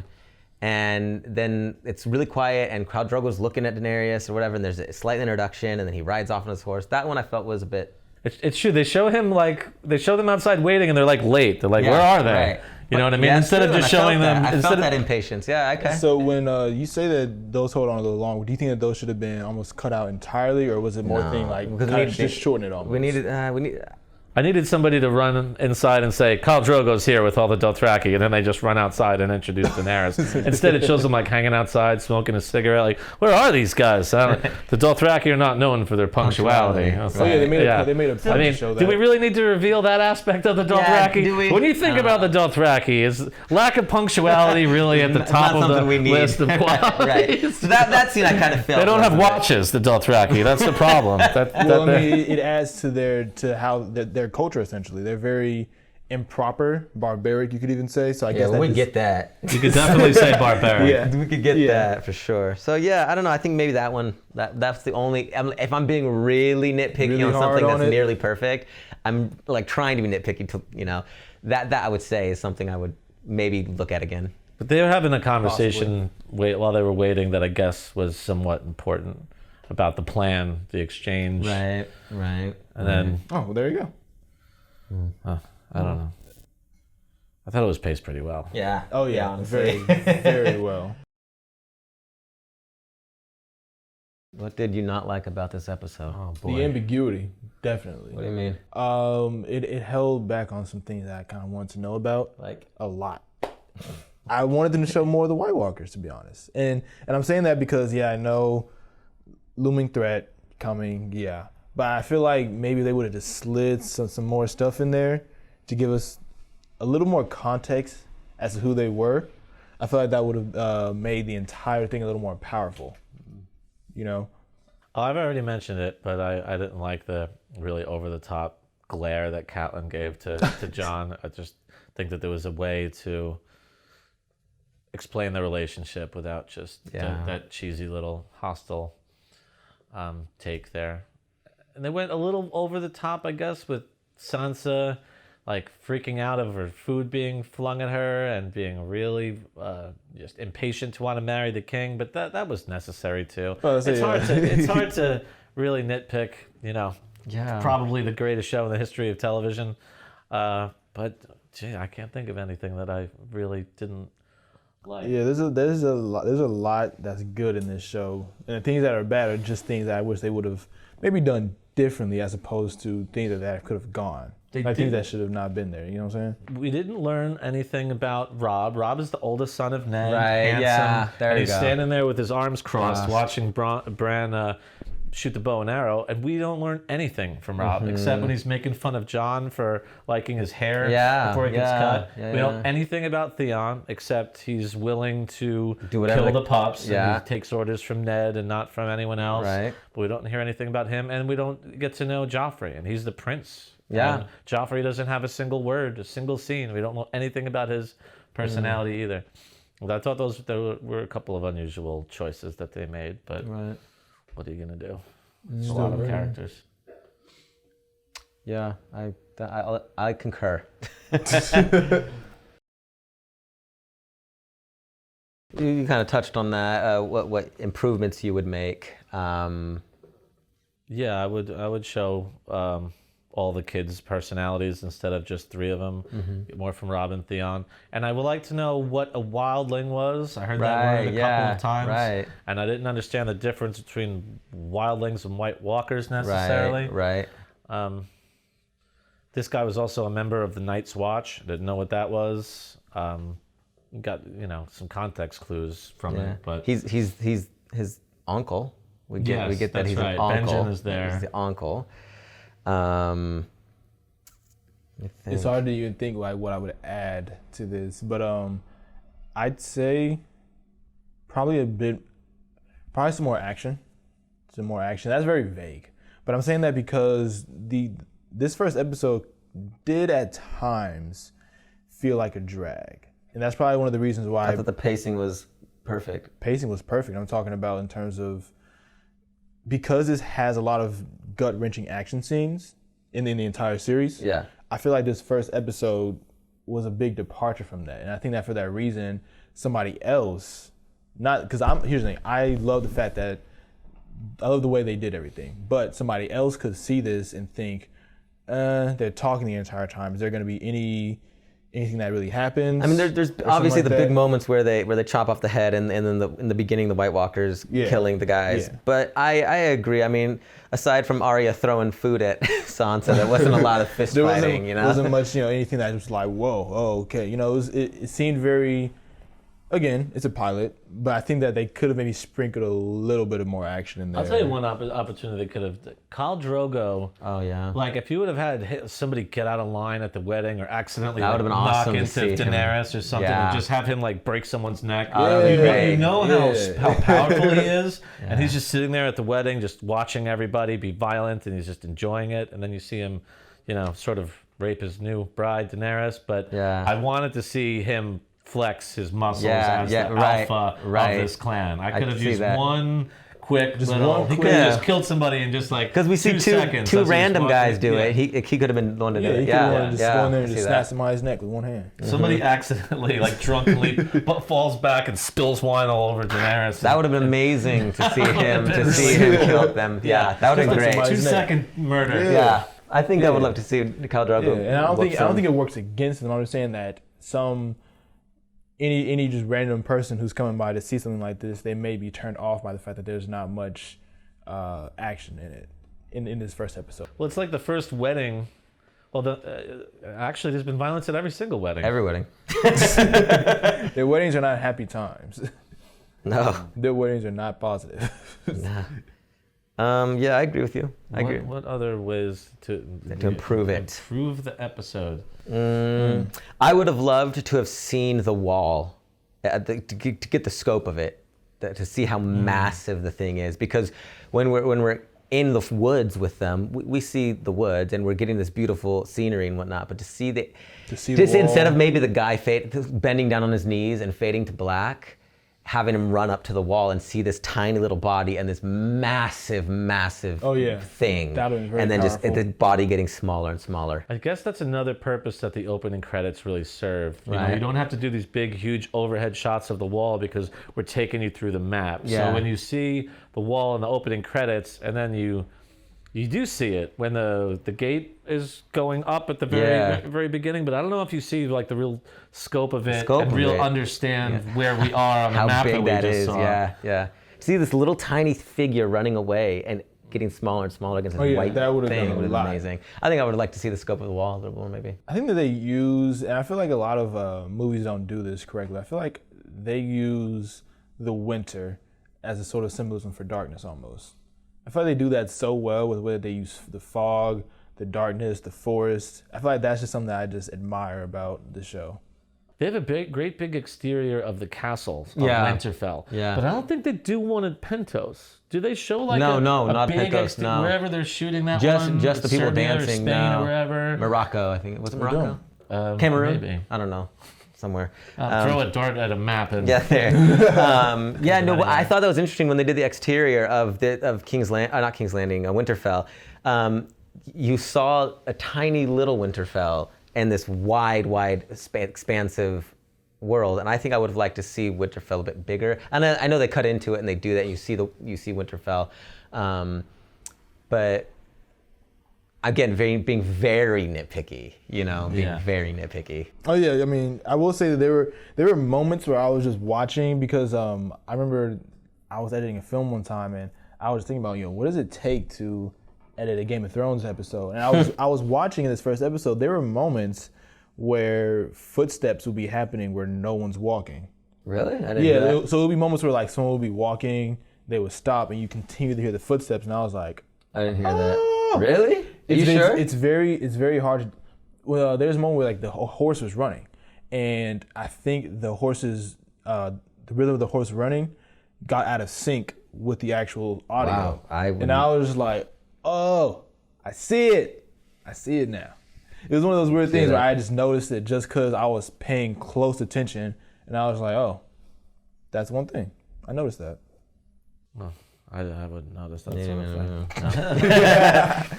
No. Some people like a real pick up on continuity like that and stuff, and I'm like, no, I did sorry, not hear my mind is elsewhere. The pattering of foot hooves. The illusion of filmmaking gets you real quick. What mistakes did the writers make in this episode? I feel like it's a sin to say that the writers made any mistakes in this entire show. Well, I mean, they're great. They're obviously DBYs. Whew, I mean, Yeah, man. they're amazing. What do you think? I really like the way they write dialogue. I do. I don't have any real specific dialogue problems.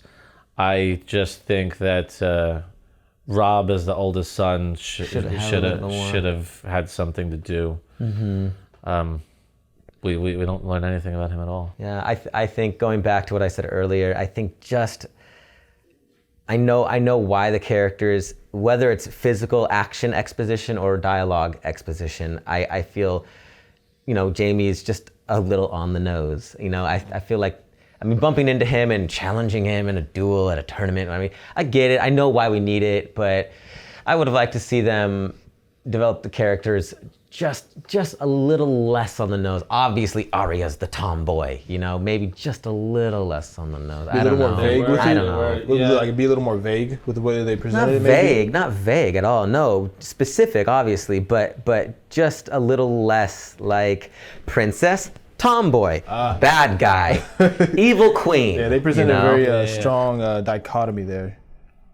Yeah. But even then, I feel like that's done with a sole purpose of subverting those characters. I feel like that's one of the biggest themes of Game of Thrones, subverting what you've come from. Each of the characters, if you watch them now versus where they are currently, almost all of them have completely subverted their own expectations. But absolutely, that's true. But I guess they stay on the same course essentially. Arya goes off and is at one point clearly mistaken for being a boy, or you know what I mean? It's like it's really on the nose. And there should have maybe a little bit more of a complex relationship between Jaime Lannister and Ned. They did fight on the same side of a war, and win it together. Yeah. So I don't think it was so just like, would love to see you down in King's Landing at the next joust. Yeah, that's what I'm saying. But didn't they have something to talk about, like a war story? Didn't they? Like, so how things been? Is there some mutual respect? Because it's so good about complicated relationships. And also, there's nothing between Catelyn Stark and Cersei, hardly at all. Yeah, hardly. Like just one line during dinner, but. That's got to be interesting. They have sort of similar lives. They're both married to men that know each other for a long time. There should be some history there, like is there some gossip or anything at all? But they hardly say anything to each other. Yeah, they did hold back on showing their relationship. I will say that I just thought about that. They did hold back on their relationship a little bit. I kind of wanted to see more of it. Not even just their relationship, but the strength of both women in one place, because both are very strong. And both have their petty issues. Now, to put them sitting next to each other in the same room, I would love to see some sparks fly with their. Sometimes when you're the same side of sandpaper, rubbing against each other, and I feel like that's them. They're the same side of sandpaper, and I would love to see them.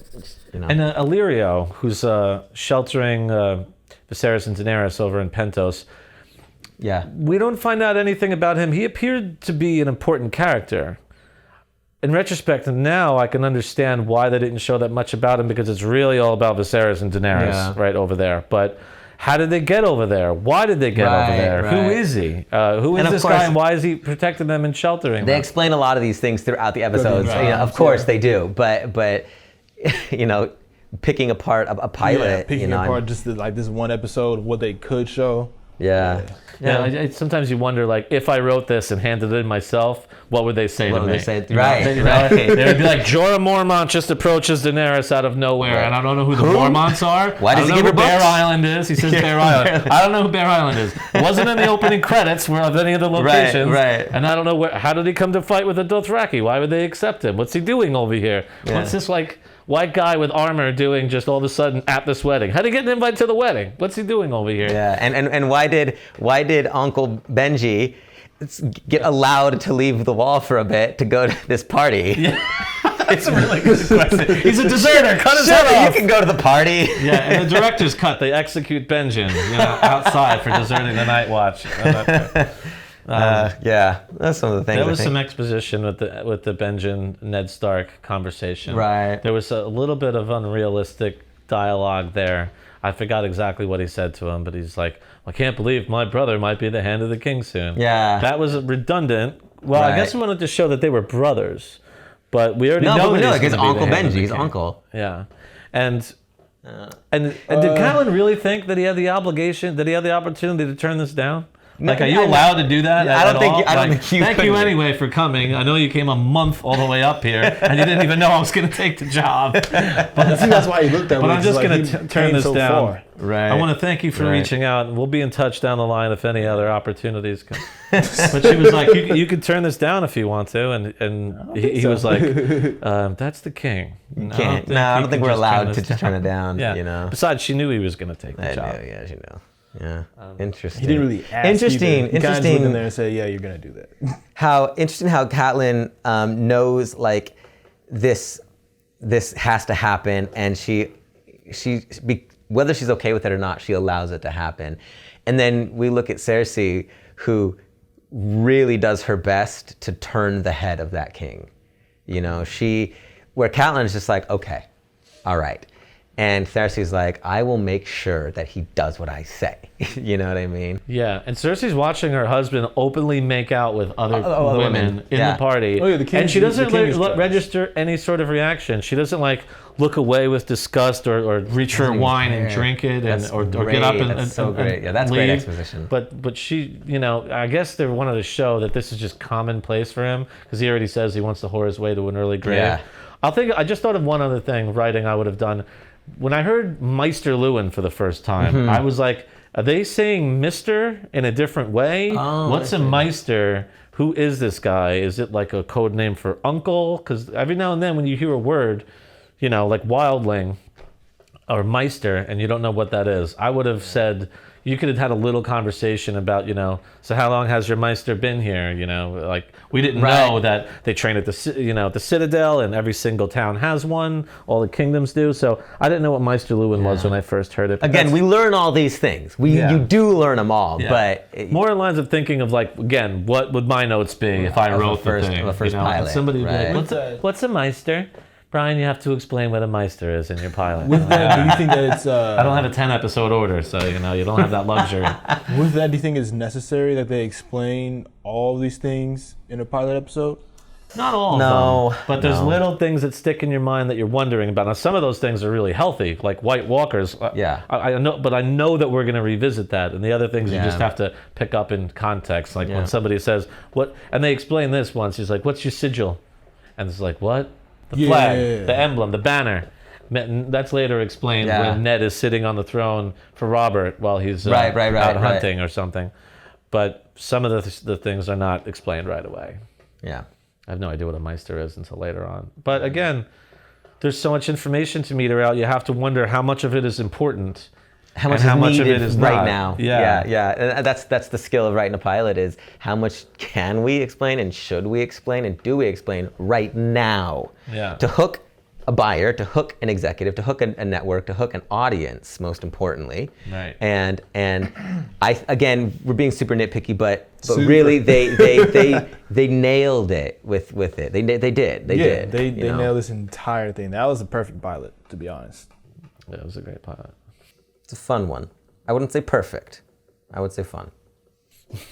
As close as perfect as I've ever seen. To I don't be know. honest. I mean, there's some shows I don't know if I should talk about right now. Ooh. And I'll just say this: I really like watching that pair of pants fall from the sky. That's all I'm gonna say. No, I'm lost. It's Breaking Bad. Really? Yeah, that's a great pilot. That's the other real titan of our time. Great pilot. But- Anyway, yeah. I don't think it's better than this one. I mean, I love it, but I Kind feel of like apples and oranges. Yeah. Yeah. Yeah. yeah. Yeah. When I think about the subject matter, yeah. So there's nothing really to compare this to. Yeah, it's true. But, It's true. but little tiny details here and there about stuff that could be explained, sure. But again, Yeah. now that I think about it, I second guess myself because Meister is not. It's not necessary. important. There's It's not only so much real necessary. estate on the page. Right. Yeah. You don't need it, you know. Yeah, It yeah, would yeah. felt like it was crammed in, you know. If he was like, Yeah, "Ben, that's a- Meister like me has been in your family for, and I didn't train at the Citadel for all those years to be Right. assigned to Winterfell," you wouldn't have needed that. Maybe that's why they made Bran the eyes for the audience in this episode, because as we're seeing it through a 10-year-old, we're just seeing what a 10-year-old's going to see it and what's most important to a 10-year-old, you know. And maybe that's what it is. I'm glad that they actually kept out a couple details in this because I feel like that it helps. I feel like it helps build the world. Like what? Everything, the whole Meister thing, all that. I feel like knowing that those things exist, even I feel like even if you don't know that they're gonna explain some of those minor details, I feel like the fact that they exist help you understand that this is an entire world, so Yeah. it immerses Yeah. you better. Yeah. And I feel like had they gone into detail with some other things, it would have negatively impacted the pilot. Also, it's really different when you know you have 10 episodes to shoot. You can postpone stuff. Yeah, When you sure. know you're going to be on, HBO with that many viewers, you know that you have time. It's Yeah. different when you're just writing a pilot as a writing sample, and it all has to be, it has to promise so much more and also work as a self-contained story. So some of these things don't apply. Yeah, absolutely. That's a big one.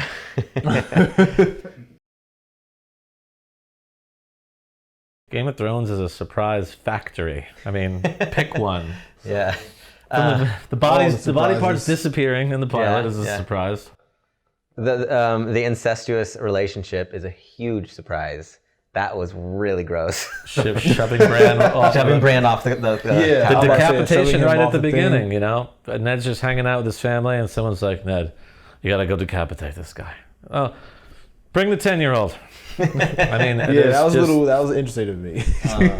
Yeah, I think those are the most. The fact that those creatures have been dead for thousands of years and no one believes in them, that was a surprise.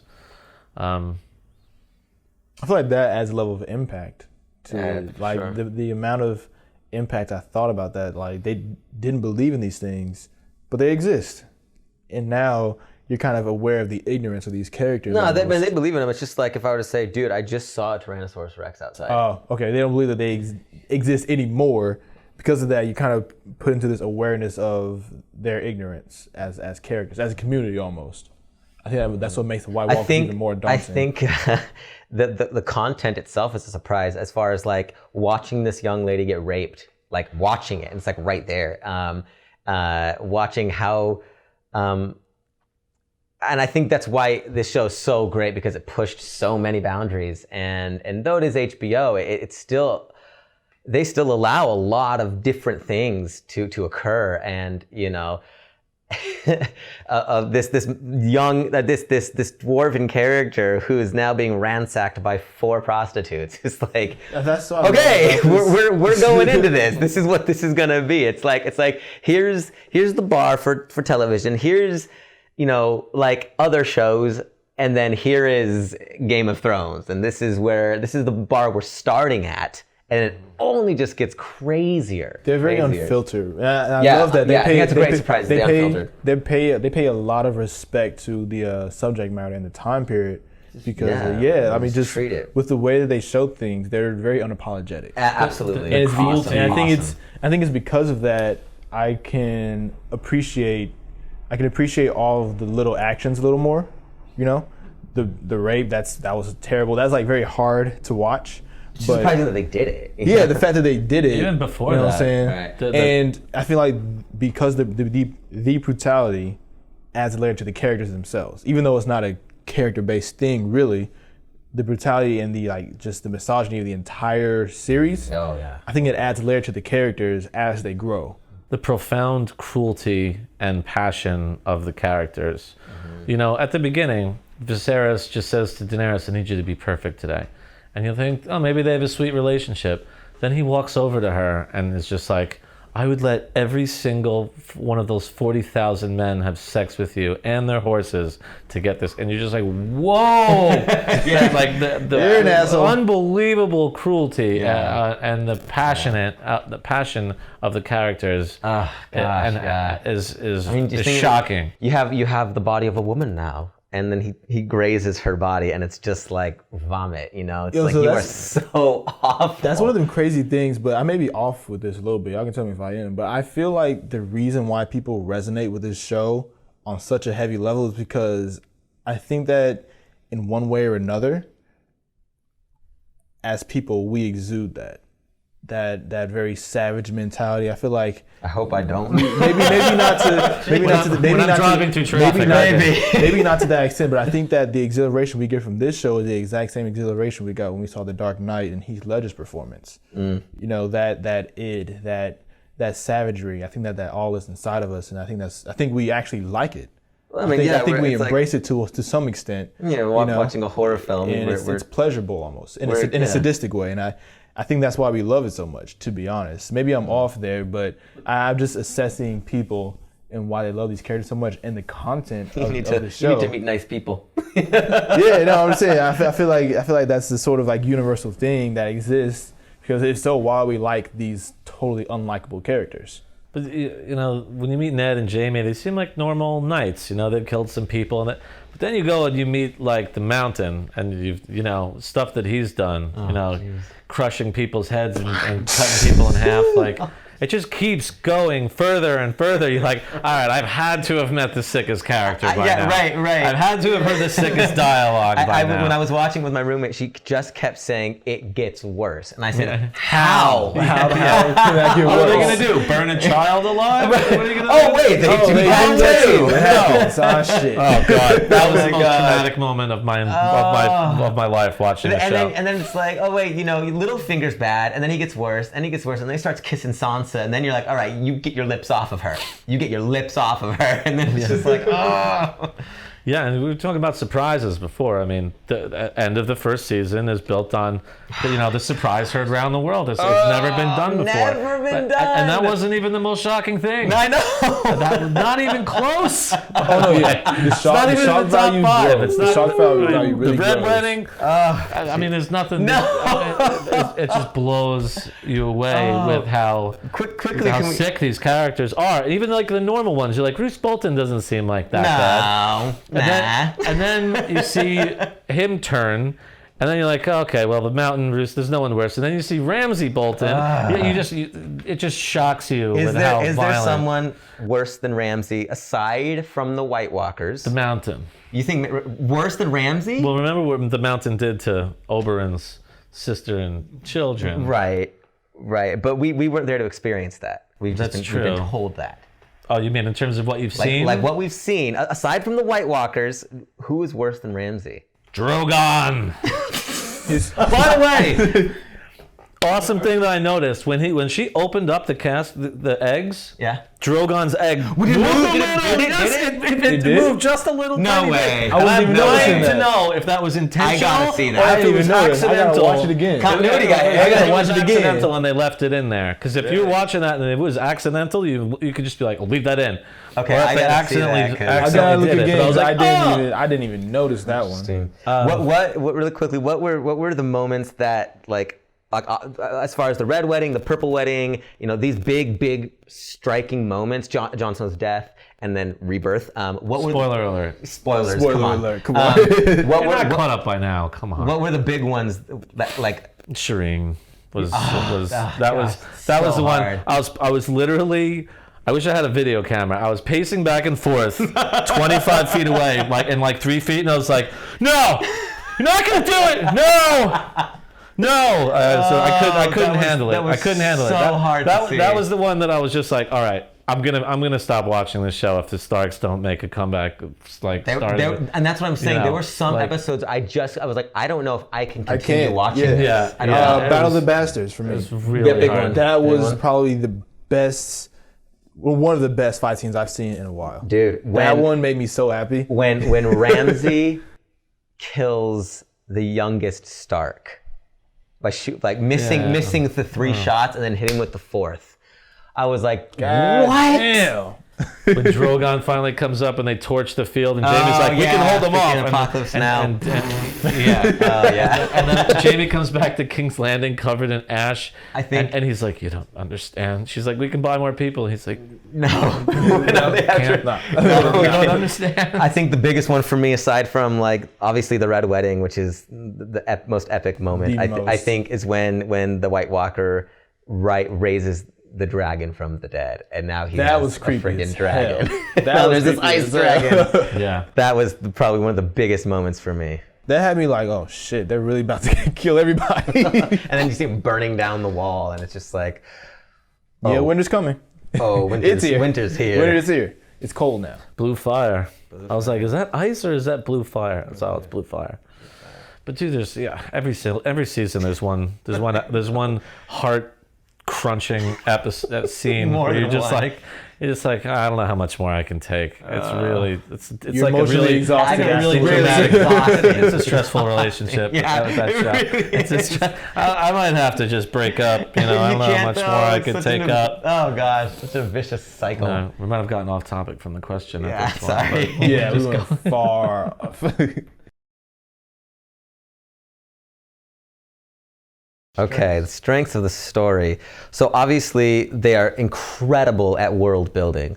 I mean, George R. R. Martin, who penned the books, and then Dave Benioff. I believe Dave Benioff and David D.B. Weiss just like penned the show, and to create such a world. And I know it's said all the time, but it's so true. And to go to a million different locations and to understand them fully by the end of the season, and to understand the cultures, right? For example, up north, bastards are called snows. Down south, they're called sands. Right? I mean, those details, Little right? things they like slide that, in they're there. perfect at building those worlds like that. It's just unbelievable. And then taking the written word that George R. R. Martin wrote and turning it into a visual medium, and then painting this person of many faces, right? The man of many faces, and showing him or her or whatever he is or it is, and like seeing that, just like they're so good at that. Yeah, your writing really takes a step up when you start making characters that have some good and some bad. Yeah, in them. The first absolutely. couple of scripts, your writers are one-dimensional and serve the story, and you're just trying to get through it. But these guys do such a good job about unbelievably complex characters. At first analysis, Ned is just a really good man that got really unlucky. But if you think about it more, he valued duty a little bit too much to a fault. and was blind. Yeah. And Catelyn, she wasn't completely unwrong when she incorrect when she said. This horror has been visited in my family because I couldn't love a motherless son. She, at first glance, is just completely wholesome, and then later on, it's a little bit more ambiguous. And then they do great things with Jaime Lannister and the Hound. The best. The best thing that they do is character arcs on a long term. I've never seen anything like it. I've never ever, hated a never. character in one season and then watch them get mastered and watch the one thing that defined them get taken away from them and having to rebuild a new personality and completely change how you thought Under the about it. mentorship, I've never seen that. Under the mentorship of someone you never would expect. I mean, Yeah. Bran's Heart, you never expect her to be his mentor, Yeah. right? It's amazing. Yeah, that's never been done on No, the scale ever. before. Most in other shows, the evil guy becomes more evil. Yeah. But in this show, it's completely different than that. It changes the way you thought of. You think Joffrey's the baddie, and then he dies, and then you see Ramsay, and you're like, oh, there was someone worse than him. I mean, it's crazy. It's crazy because they make each person's character arc intertwine with one another, and they grow from that. from each even event. being on different continents. Yeah, even small things like this, the small things they get into. And I love how you can grow with these characters and no one's ever at a point of stagnation at any point. At least I never saw that, but each character seems to grow in their own way. Yeah. I think that like most people find a favorite character because they see something about themselves in that character. And Daenerys, has to make some tough decisions. She has to decide whether or not to kill some people who are obviously opposed to her that she's captured. What do you do with prisoners of war in this situation? Do you kill them or not? You could have a very good argument either way about that. Moral ambiguity is perfect. I think that's one of the biggest things been done Game here, of Thrones. and that's just on top of the scope and the scale and the special effects and the acting. This is a the perfect cast. That's masterpiece. That's on top of everything else. I know. The moral ambiguity and the long-term character arcs are like nothing you've ever seen before. Okay, so the hard question is, what suffers? What do they struggle with? So I feel like, and again, it's probably small story things to me throughout the entire 7, possibly 8 seasons so far. But I think they should have kept Joffrey alive. I think Joffrey should have stayed alive. I think because I only think that because, and I'm not just trying to be savage in my own way. I'm only saying that because I think that his character pointed out one of the biggest themes of Game of Thrones, and that's power. I think that keeping him around would have exhibited. Cersei. Cersei represents that. I think Joffrey was that a little more. What? Yeah. Wrong. Yeah, so I think that because if you see how quickly he came, not only did he come into power very quickly, but he was under... He was given it. Right, so he was given power and he had control over everything. Cersei and took he was, it. Right. I'm saying the theme of power and how in the wrong hands it can really be like terrible. I think that Joffrey is like probably the best example of that, to be honest. I mean, don't get me wrong, I think Cersei's like a pretty bad character, but I don't think she was anywhere near the savagery of Joffrey. And had he grown up, I think he would have been much more savage than her. What? Well, they're both really cruel. When they ran out of books and they had to improvise, they made some questionable decisions later on in the show. This whole manufactured drama between Sansa and Arya and other things online that they were getting. I will say the time jumps about the scale of the world, how people can get, and also this ridiculous plan of trying to convince Cersei to help them or ask her for a truce. And why would you let Jon Snow go on a suicide mission north of the Wall when he's the king? Like he's the guy. Didn't somebody stand up and be like, listen, if I let you go north of the Wall and you get killed, the whole North will execute me in public, so you're not doing it. So there was some questionable plot decisions in the later seasons. If I had to really criticize before that, it's really brutal on the good guys for years. Like, the good guys lose a lot and are tortured and are unjustly murdered for several of the first seasons. You need real stamina to get through. And the level of cruelty, like they didn't have a single victory for a while, the good guys. They were just getting battered and murdered everywhere. And eventually it started to become like, all right, enough is enough. It wasn't until season 5 where things really started to turn. Up in Sansa was, a lot of good people also had a lot of misery visited upon them. There were bad guys that got their comeuppance, but there was a lot of innocent people who really, really suffered. But I think they struggled in the season where they spent a little too much time in Dorne. And with the Dorne story was terrible. It was really not necessary. Bad. I don't know. I just didn't. That. Yeah, exactly. About that. Exactly. Right. Well, Oberyn was one of my favorite characters. He's great. Of all time. But once his brother, the king. Yeah. Once that stuff, that the daughters didn't need him at all. Didn't need it. That was I think my opinion was the weakest. But of course, they're coming from not having that information. That was added because a few things I've heard. I don't want to say anything because I'm not 100% certain, but I know that kind of plot element was just not a favorite of many. I think that overall, after they ran out of books and they had to improvise, you think that overall they did a good job? Do you think they did very well with how they kept the story going, or you think that it kind of took a radical change that was negative? I think it sped up. I think it sped up a bit. I think last couple seasons, they started going really fast, cramming a lot in. In terms of getting everybody to one continent. One continent, right? It happened quick, I think, and that was just I remember having to suspend my disbelief a bit. You know. And the political intrigue died down, and that was a lot of fun. Yes, because Tyrion was playing the Game of Thrones as a Hand of King and manipulating people and finding out. And Varys and Littlefinger were playing politics, and they had their little birds and everything. And all of a sudden, there's not much for those characters to do. They got rid of Littlefinger, but there wasn't much for Varys to do. And after a while, and he was trying to put. He was in betrayal to Daenerys, and then she forgave him pretty quickly. But why keep him alive and not the other person? Yeah. Also, Tyrion is a little bit overrated as a strategist. Interesting. No, not as a character. Not as a character. As a strategist. But as a strategist, I'm failing to see. Well, he did great with the Battle of the Blackwater, but what did he do that was that great over for Daenerys? He's just. He did. He kind of screwed up her town for a minute there. Yeah, he tried to make a deal with the slavers and that didn't work. But that was great. He learned from that. Yeah, but I don't know. I don't know if he's a master strategist, but I like their relationship. Nothing like Littlefinger.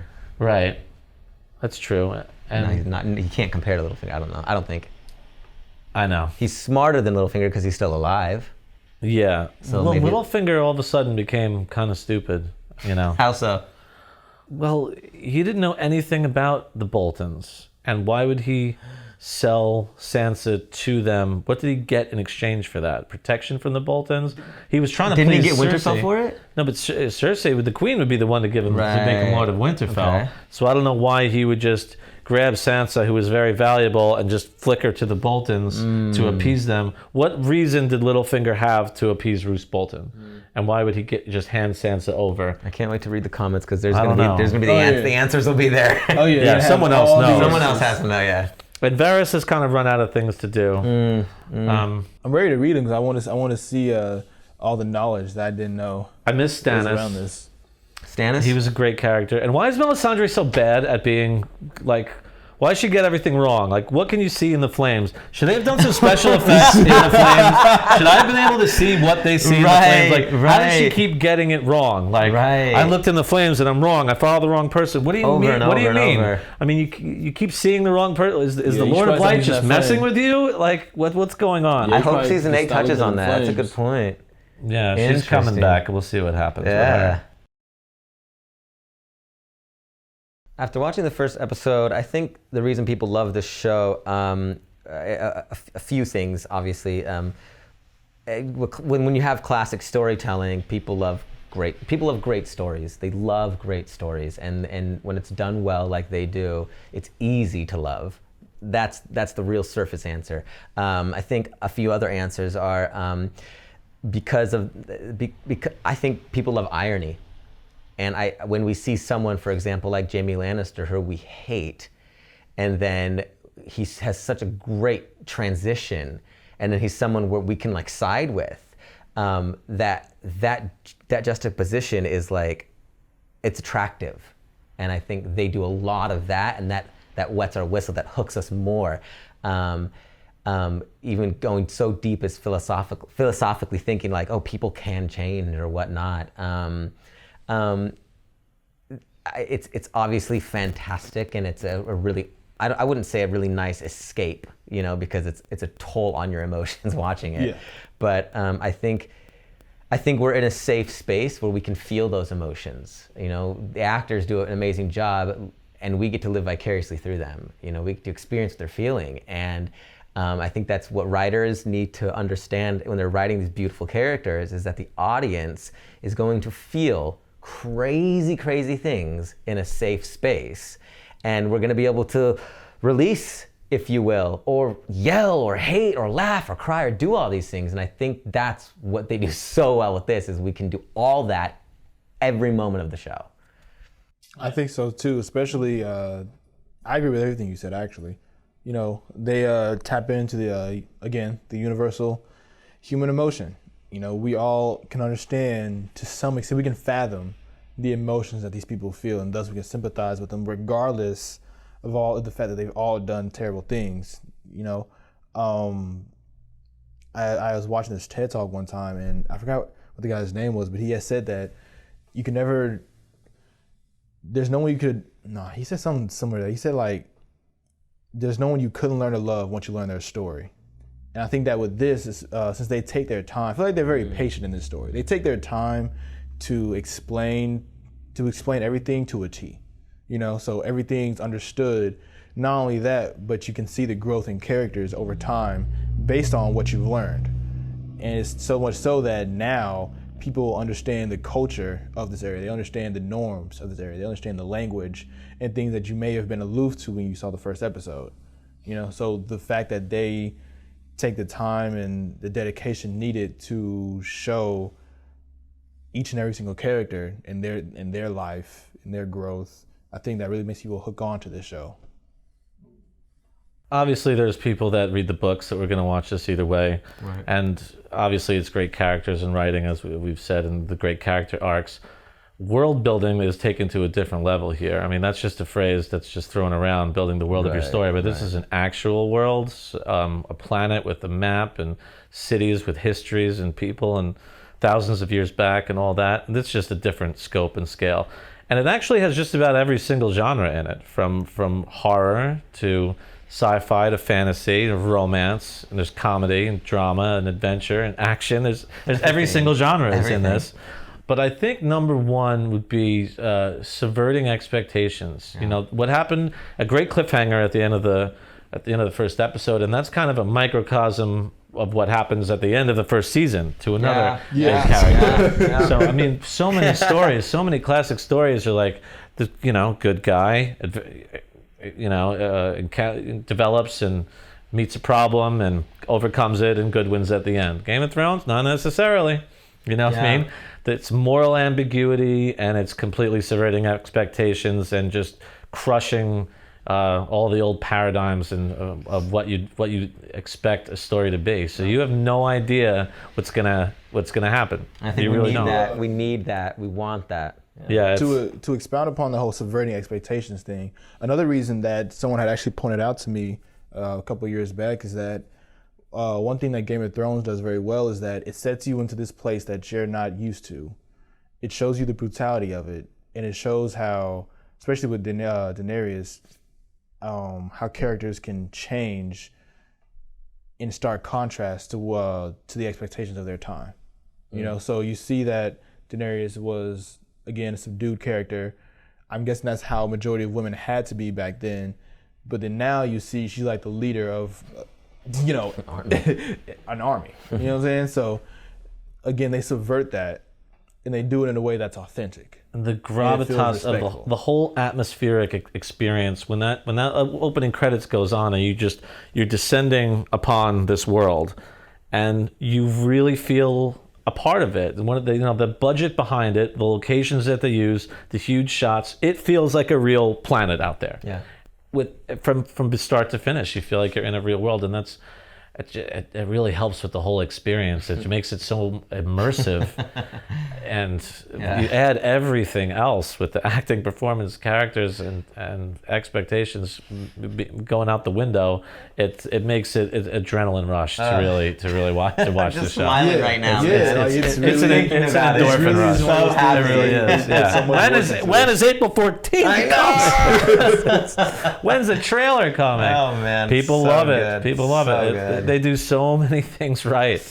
They do so many things right with that show. Even the big criticisms are just like, yeah, I mean, no problem. Like whatever. Nitpicking, whatever. It's just so good. It's hard to get on the show because they take time to make sure that everything is right in this. Everything from the score, from the soundtrack. It's taken 2 years. Like they put a lot of work into this, and I think we all appreciate that because we can feel it in every single frame. Yeah, when you watch the behind the scenes stuff and you see how, you know, they did a 55-day shoot for the big battle, you know, and it makes you appreciate it even more, especially out here in LA. You're like, you know how much work went into this thing, and God, what a masterpiece. It's going to be hard to top this in terms of the best show ever. I am excited for when that happens. Oh yeah.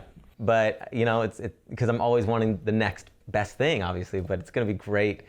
But for now, I'm just gonna really enjoy this last season. Yeah, and they're doing a prequel series, a spin-off right, after that. right. Eventually, there'll be like HBO Thrones or something. It'll be like a own channel whole of like all the section HBO dedicated. Game of I'm Thrones glad season. that networks and they're allowing these kinds of creative, getting very after it. ballsy shows to be made now, because whether the show is for you or not, we are now being allowed to make these shows, and that's what's so necessary. That's what's needed. So if it's not your cup of tea, fine. It's not everyone's. It's a very hard show to watch, but we're being allowed to make them. And Taking a chance that's on what we creativity. want. Yeah, They're and when taking a- a chance on creativity.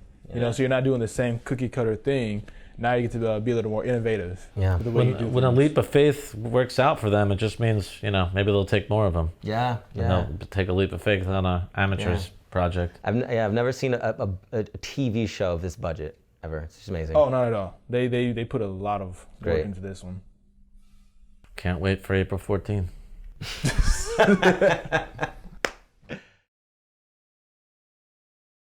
So when I think of adaptations, I'm always scared when it comes to adaptations, because I know that film as a visual medium is very different from novels, because I mean there's a lot of things you can attribute to that, but usually when I see adaptations, I'm a little scared because I'm thinking that they're going to diminish certain things or take out certain elements of the book. But I feel like and I haven't read the books at all. I probably should, but I feel like they paid a lot of respect to them.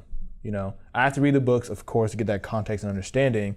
But I'm sure if I read the books, I'll get the exact same feeling I got when I saw the show, because the amount of work that they put into this, the amount of passion that they have in this, it seems so authentic that I couldn't imagine them misstepping in such a drastic way that it pulls me out. So I have to read the books myself to see, but I feel as though they've done their due diligence with this. I've never read the books. When I finished the series, I read, I think, the first 4 pages of the first book. My brother actually has read the books, but not seen the show. So I would love to talk to him about the books and see what he thinks. But no, I've not read the books, but am interested in them. Yeah, for sure. I have not read the books either. Typically, I don't read fiction when I do read a novel. But my friend bought me the books for my birthday a couple of years back. So I have them in my little bookshelf with my old script library that I built over the years. But they're up there, but they're still wrapped in plastic. I want to finish the show, and someday I'll read the books, but not at this point. I have not. They're intimidating up there, 1,200 pages. I don't know if I'm going to get to them anytime soon, but I will someday. It's a quick read. I hope we don't offend George R.R. Martin. Yeah. Oh no, No, I'm he's definitely gonna read his books just because how good the show was. I feel like the books always are as good, if not better, which happens a lot. But I definitely want to read the books because I love reading fiction. I'll make up for it by watching his show 7 times every single episode. So Yeah, I'll make up yeah. for it with clicks. George will be fine. Yeah, and right. the next show is coming up. Yeah. So that's going to be great. I feel like there's a level of immersion or different types of immersion that comes with reading books versus seeing the show. Yeah. Because when I see a show, I imagine something in one way based off of how the author writes a description, but in the film, it's usually always different. But I feel like I just have a good feeling about Game of Thrones just because the amount of respect and work put into this. I just feel like they couldn't have done anything too deviant. So you go to the library today and you pick up that first book. Yeah. All right.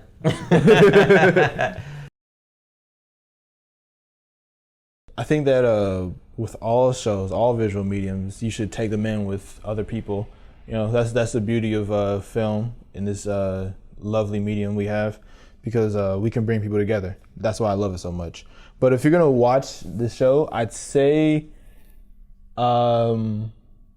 be ready for some unfiltered work, because it's definitely vulgar at times, but the vulgarity serves a purpose. So I think you should be willing and able to see images that may disturb you. And if you're not comfortable with that, that's fine. It's not everybody's cup of tea. Just as a warning, if you're gonna go in and watch this, just know that the story is amazing, the characters are amazing, and you're gonna love it.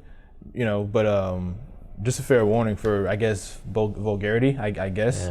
Yeah. It's kind of hard to say after the viewers have watched this, I would say go in as blind as possible. Yeah, we kind of give you and make those assumptions for yourself, meaning if it's too vulgar for you, you'll know, and if it's not, you'll know. But try to just go in. an open mind. Just go in expecting a bloody good time.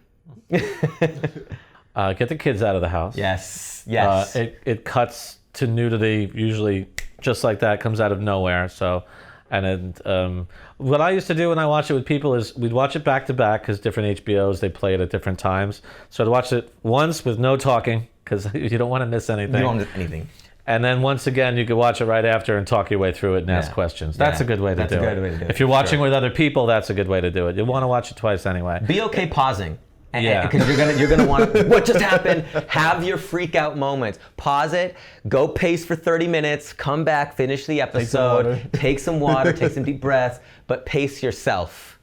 And if you're prone to having nightmares or something like that, if you don't like disturbing imagery and animals and people being treated very cruelly, it might not be for you. That eventually comes though, but it's like nothing else. It's tough to describe. You just have to experience the whole thing for yourself. And once you get a couple episodes in and you get into it and you start really caring about the world and the characters, there's nothing like it. Yeah, it's an amazing story, and I think you're gonna love. Anyone who watches, I think, is gonna love it throughout the entire ride. Yeah, just saying that when you remove the kids from the house, it's not even about the nudity. It's about the focus. Have your brain able to focus because there's a lot of stuff you're gonna have to remember. You're gonna take in a lot. You might want a glass of wine. They drink it during the show. I'm sure there's a drinking game you out there. You might want a glass of wine. A drinking game out there. Boy, it's popular for a reason. Yeah. Yeah, no, it's tremendously good. It's one of them crazy things. I have a Twitter and Instagram, and oftentimes I like to talk to people about, because I'm a person, I love not only film but just the art of creativity, just all of it. So I'm very enthusiastic about talking to people about those kind of things. So especially with Game of Thrones, I've talked to a couple people on Twitter about it once or twice. It's always fun to do that, to see what other people are thinking in a constructive manner. Okay, you always have those trolls that are out there, but I always try to talk in a very constructive manner and learn some new things about the show that I didn't even think about. So that's a lovely thing about the fact that shows even exist, and one exists at this kind of popularity that I can literally go talk to anybody about it right now. And they would know what I'm talking about. Yeah, we're three guys that just met, and we have a commonality, and it's the excitement that I like to feel when we talk about it. I may never talk to you guys again. I may not even like you guys, whatever. But I do. I'm just saying. But the feeling I get when talking about the show, and oh yeah, that part, and oh remember that, and oh yes, and that feeling is what I like, and that's what art does. Is it gives us these places to experience emotions that are all over the place, and so to have that commonality between the two guys, you two, it's great, and it's fun and it's exciting, and so yeah, you should talk about it with people and watch it with people. Yeah, not so much on social media with me, but I text friends and family after the show, like, oh my God, could you believe that? And I'm subscribed to several other channels on YouTube that do in-depth analysis of every single episode, and it's great because it's like eating leftovers over and over again. I watch the episode and then I watch it again, and then I know that these three YouTubers are going to make videos, and then I go to the comment sections there, and it's amazing. It's amazing. I love debating commenters. Just know that. Yeah, I just know that. I interact more on YouTube now than Twitter, or Facebook, and Instagram anymore. But they're I love it. There's a lot of great people making really interesting videos and theories, and there was all these people, and Clegane Bowl was like a theory, and I was like, is it happening or not? I'm like Googling this and just trying to find all the different people who are so addicting, who are just like, this is why it's going to happen. These are the different clues. The wormholes you go down.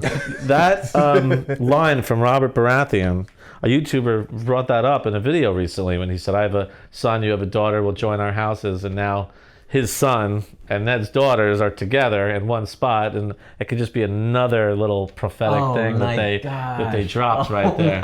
Yeah, like that's and they're together throughout the entire show. Yeah, Gendry and Sansa, Gendry and Arya. Maybe Arya will die, and it'll be Gendry and Sansa, and then be king and queen. What if Jon and Daenerys both die, and Gendry and Sansa end up being king and the queen? This is what it does to you. The theories are just endless, and it's just a lot of fun, man. It's a whole fun little community of just 50 million people. Is this the modern day what's Trekkies? There's your answer. That's Star Trek. If you're a Trek fan, you're Star Wars. Yeah, I would say Star Wars. Well, that's more my generation. I wasn't very big into Star Trek, but yes, it's I don't know what you call fanboys or ultra fans or yeah. Do you think this will live as because long? It's a universe. It's because of the scope. You can always come up with something else to theorize or think about because the world is so big that there's no. I mean, they're releasing there's a Star Trek show coming out now, and it's been going on for decades. Do you think that the fan base for Game of Thrones will be as long? Or is it going to be one of those burnout things because social media is so fast about popularity and things that are viral that do you think in 10 years people are going to still be talking about this show like they do Star Trek? I think so. Well, it'll depend on Winds of Winter getting done and A Dream of Spring getting done and how good the spin-off is and stuff like that. And there's going to be another spin-off after that. So yeah, I think it will stand the test of time, especially Winds of Winter is going to really rejuvenate it, and everyone's going to talk about the difference between the books and the movies, and why didn't you do this with Stannis? And everyone's going to be doing that. There's definitely a strong fan base for that one. I think that it was done so well to the point where I don't think it's going to get just hit to the back burner. It's definitely going to stay for a while. And then who knows? Somebody in the past could just write something else about a past Targaryen king that was like obscurely mentioned in the show and open up that world. I mean, there's so many different plants to harvest in this world that it's a universe that builds intrigue. Like it builds intrigues through its existence. So with that, you're gonna have people who like making fan fiction, who like expounding upon it, and having conversations about it. So it's gonna last for a long time, and I hope it does because I love it.